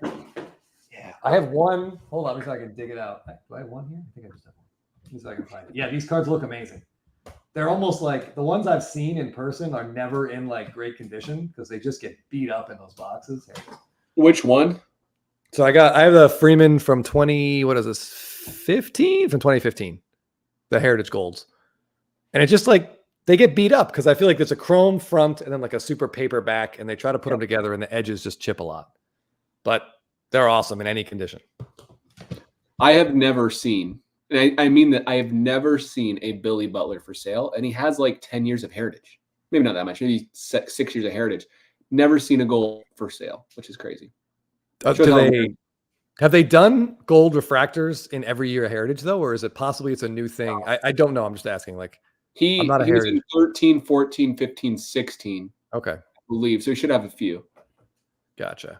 But yeah, I also heard for you Ginter fans out there, Jorge mentions this. There's Chrome parallels. There's a lot of Ginter Chrome parallels in Ginter this year. I don't know if there's minis. I'm not a big Ginter guy, but hey, I have a question for you. Didn't you guys have a Juan Soto Bowman Chrome autograph, or am I crazy? Jeff has one. I don't. Oh. That's his individual card. Yeah, that's just his. All right, so Chasing Majors has an info dump here. They said they have the full Stadium Club checklist on their site, and more importantly, Gold Minted are in play. So that's exciting. I'm going to check that out. Yeah, I just went to his site actually. Oh, okay. Good resource. I'll have to bookmark this. Yeah. Shout out to Chasing Majors. If you want to look at the checklist. Phil, what's it say about parallels? Drop some info on us. Dazzle us, if you will. You want to be dazzled? It's been 3 hours, and I feel like I haven't been dazzled yet. That's what. Pink foil, red foil, black and white, gold foil, sepia foil, green foil, purple foil, blue foil, rainbow foil, members only, first day issue, number 10, photographer's proof, gold, rainbow foil. And you want to know about the variations checklist? You want to know about it's going to be going on for 3 days here. He wants Chrome the parallels. Chrome parallels. Okay, I just gave you a parallel checklist, and you want the chrome parallel. So base chrome variation checklist. So like refractor, green refractor, orange, purple, pearl white, gold minted. Okay. Pack odds 1 in 256 hobby, 1 in 257 foundations, 1 in 1,283 Blaster HD, and there's the Blaster SE, Blaster EA. There was a compact box last year. Is that this year's version of? Yeah, I think they still have those. It's like half a box. Foundations. I don't know. 1 auto, 8 packs. All right, so there are gold minted, and they're going to be really hard to pull again. So that's in super fractors, of course. Yeah. All right, cool. Hey, by the way, you know how you always say when a player plays well, good cards pop up that you never see? I do.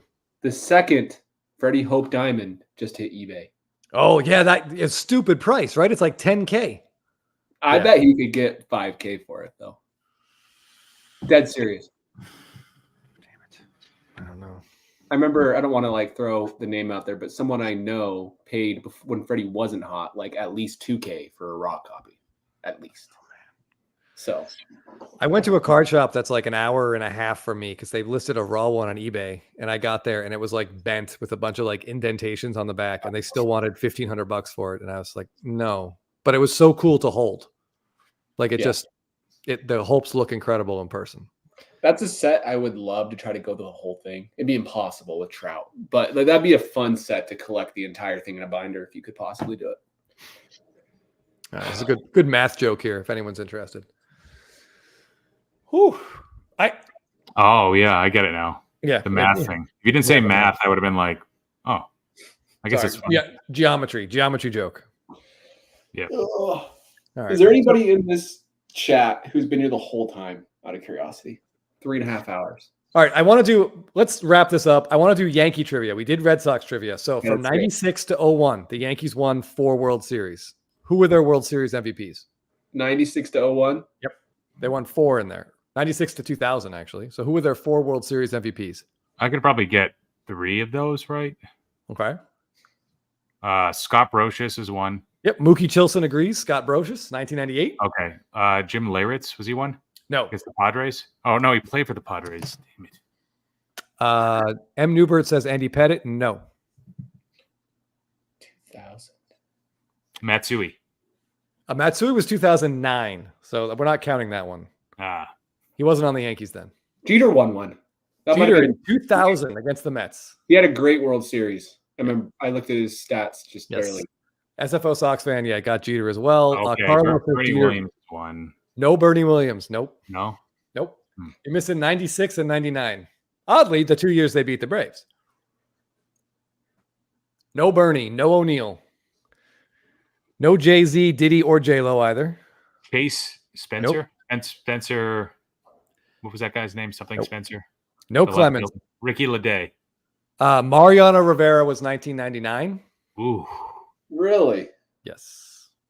How would you you in 1996? Paul O'Neill? Tino? Nope. And not Chuck Knobloch and not Posada. Wow. I think we said the whole roster. Was it a pitcher? I'm not giving you any hints. Okay, so it is. That was an easy tell. David Wells? No. David Cohn? Nope. Mike Mussina? Nope. Not on the team. Your mom? Jorge got it, but I suspect Wetland. John Wetland. Wow, I would have never gotten that. He was Rivera before Rivera. Yeah, he was the closer. Rivera was one of the setup guys. Yeah. But I think it was more like to put it in Mark Waller's face because it's Mark Waller's fault that the Braves didn't win the World Series. Whereas Wetland pitched really well. All right, boys, we have a series in our hands. Game over. We do. Yeah. I guess we got to be on every single World Series game for the next 4 games to have the Yankees, 3 games for the Yankees to come back. I don't know. I don't believe in I superstition. can't commit to that. No, absolutely not. Absolutely not. So we got Flaherty and Cole tomorrow, right? Yeah. It's So you just think- another day for Freddie Freeman to homer again. That's all it is. What would that be? 7 World Series games in a row? How was Flaherty's velocity in the last game? It was good. Better. Yeah, it was It good. was up. It was Yeah. back up to normal, or just a little bit higher than. It's where I believe it was where it was in his last start when he was good. When he was sick, he was down a bunch, but he was still. Okay. Well, I still think that'll be. Dodgers are gonna play tough tomorrow. I think we're gonna have a 1-run game tomorrow. What do you guys think? Yeah, the Dodgers bullpen is completely rested, and there's a day off after this game 5. So my guess is we'll see Flaherty for no more than 5 innings, and then Yeah. it's going to be a lot of guys throwing hard. Yeah, I agree. They're going to use their best bullpen. We'll see Brazier and everybody in there. That's right. Yeah, we'll see a lot of Kopech, Uh, Vestia, Gratterall. Do you think today got Judge going a little bit? He got on base 3 times, hit by pitch, walk, and an RBI single. The RBI single is the best swing I think he's taken because it was off speed and he was actually on it. He wasn't way out in front, so it's possible. Like maybe they'll get. And his other at bats though, like they were better. He wasn't chasing as bad. Yeah, his first at bat was really good. He watched a pitch. He watched like 4 sliders off the plate. Like maybe the Yankees do have a chance. Otani does not look healthy. No, We he is all definitely impaired. He is not healthy. No. So It that's not sucks. good. No, I wish, obviously, Yankee fans don't, but I'd love to see him at full strength here. Maybe we talked about splits and how a lot of the Yankees, it was funny, Freddie Freeman is one of them, but Otani and Betts both struggled in Yankee Stadium, and neither of them have really been difference makers. Betts was good, but like maybe that is something to do with it too. They just don't see the ball well. I don't know. Maybe it's because Mookie got attacked in the outfield today. Wow. Anyway. All right. He got grazed. Get it straight. All right, guys. Well, it was fun. Thanks for being here. Everybody for watching. Thanks for being here. We appreciate you all. And maybe we'll do another live. If there's a game, what would that be on Friday? Maybe we'll do Game one 9. Friday. Game 9. Yeah, game 9. Game, what is it? Game 6. There's a game 6. I commit to this. I don't know if Phil and Chris do.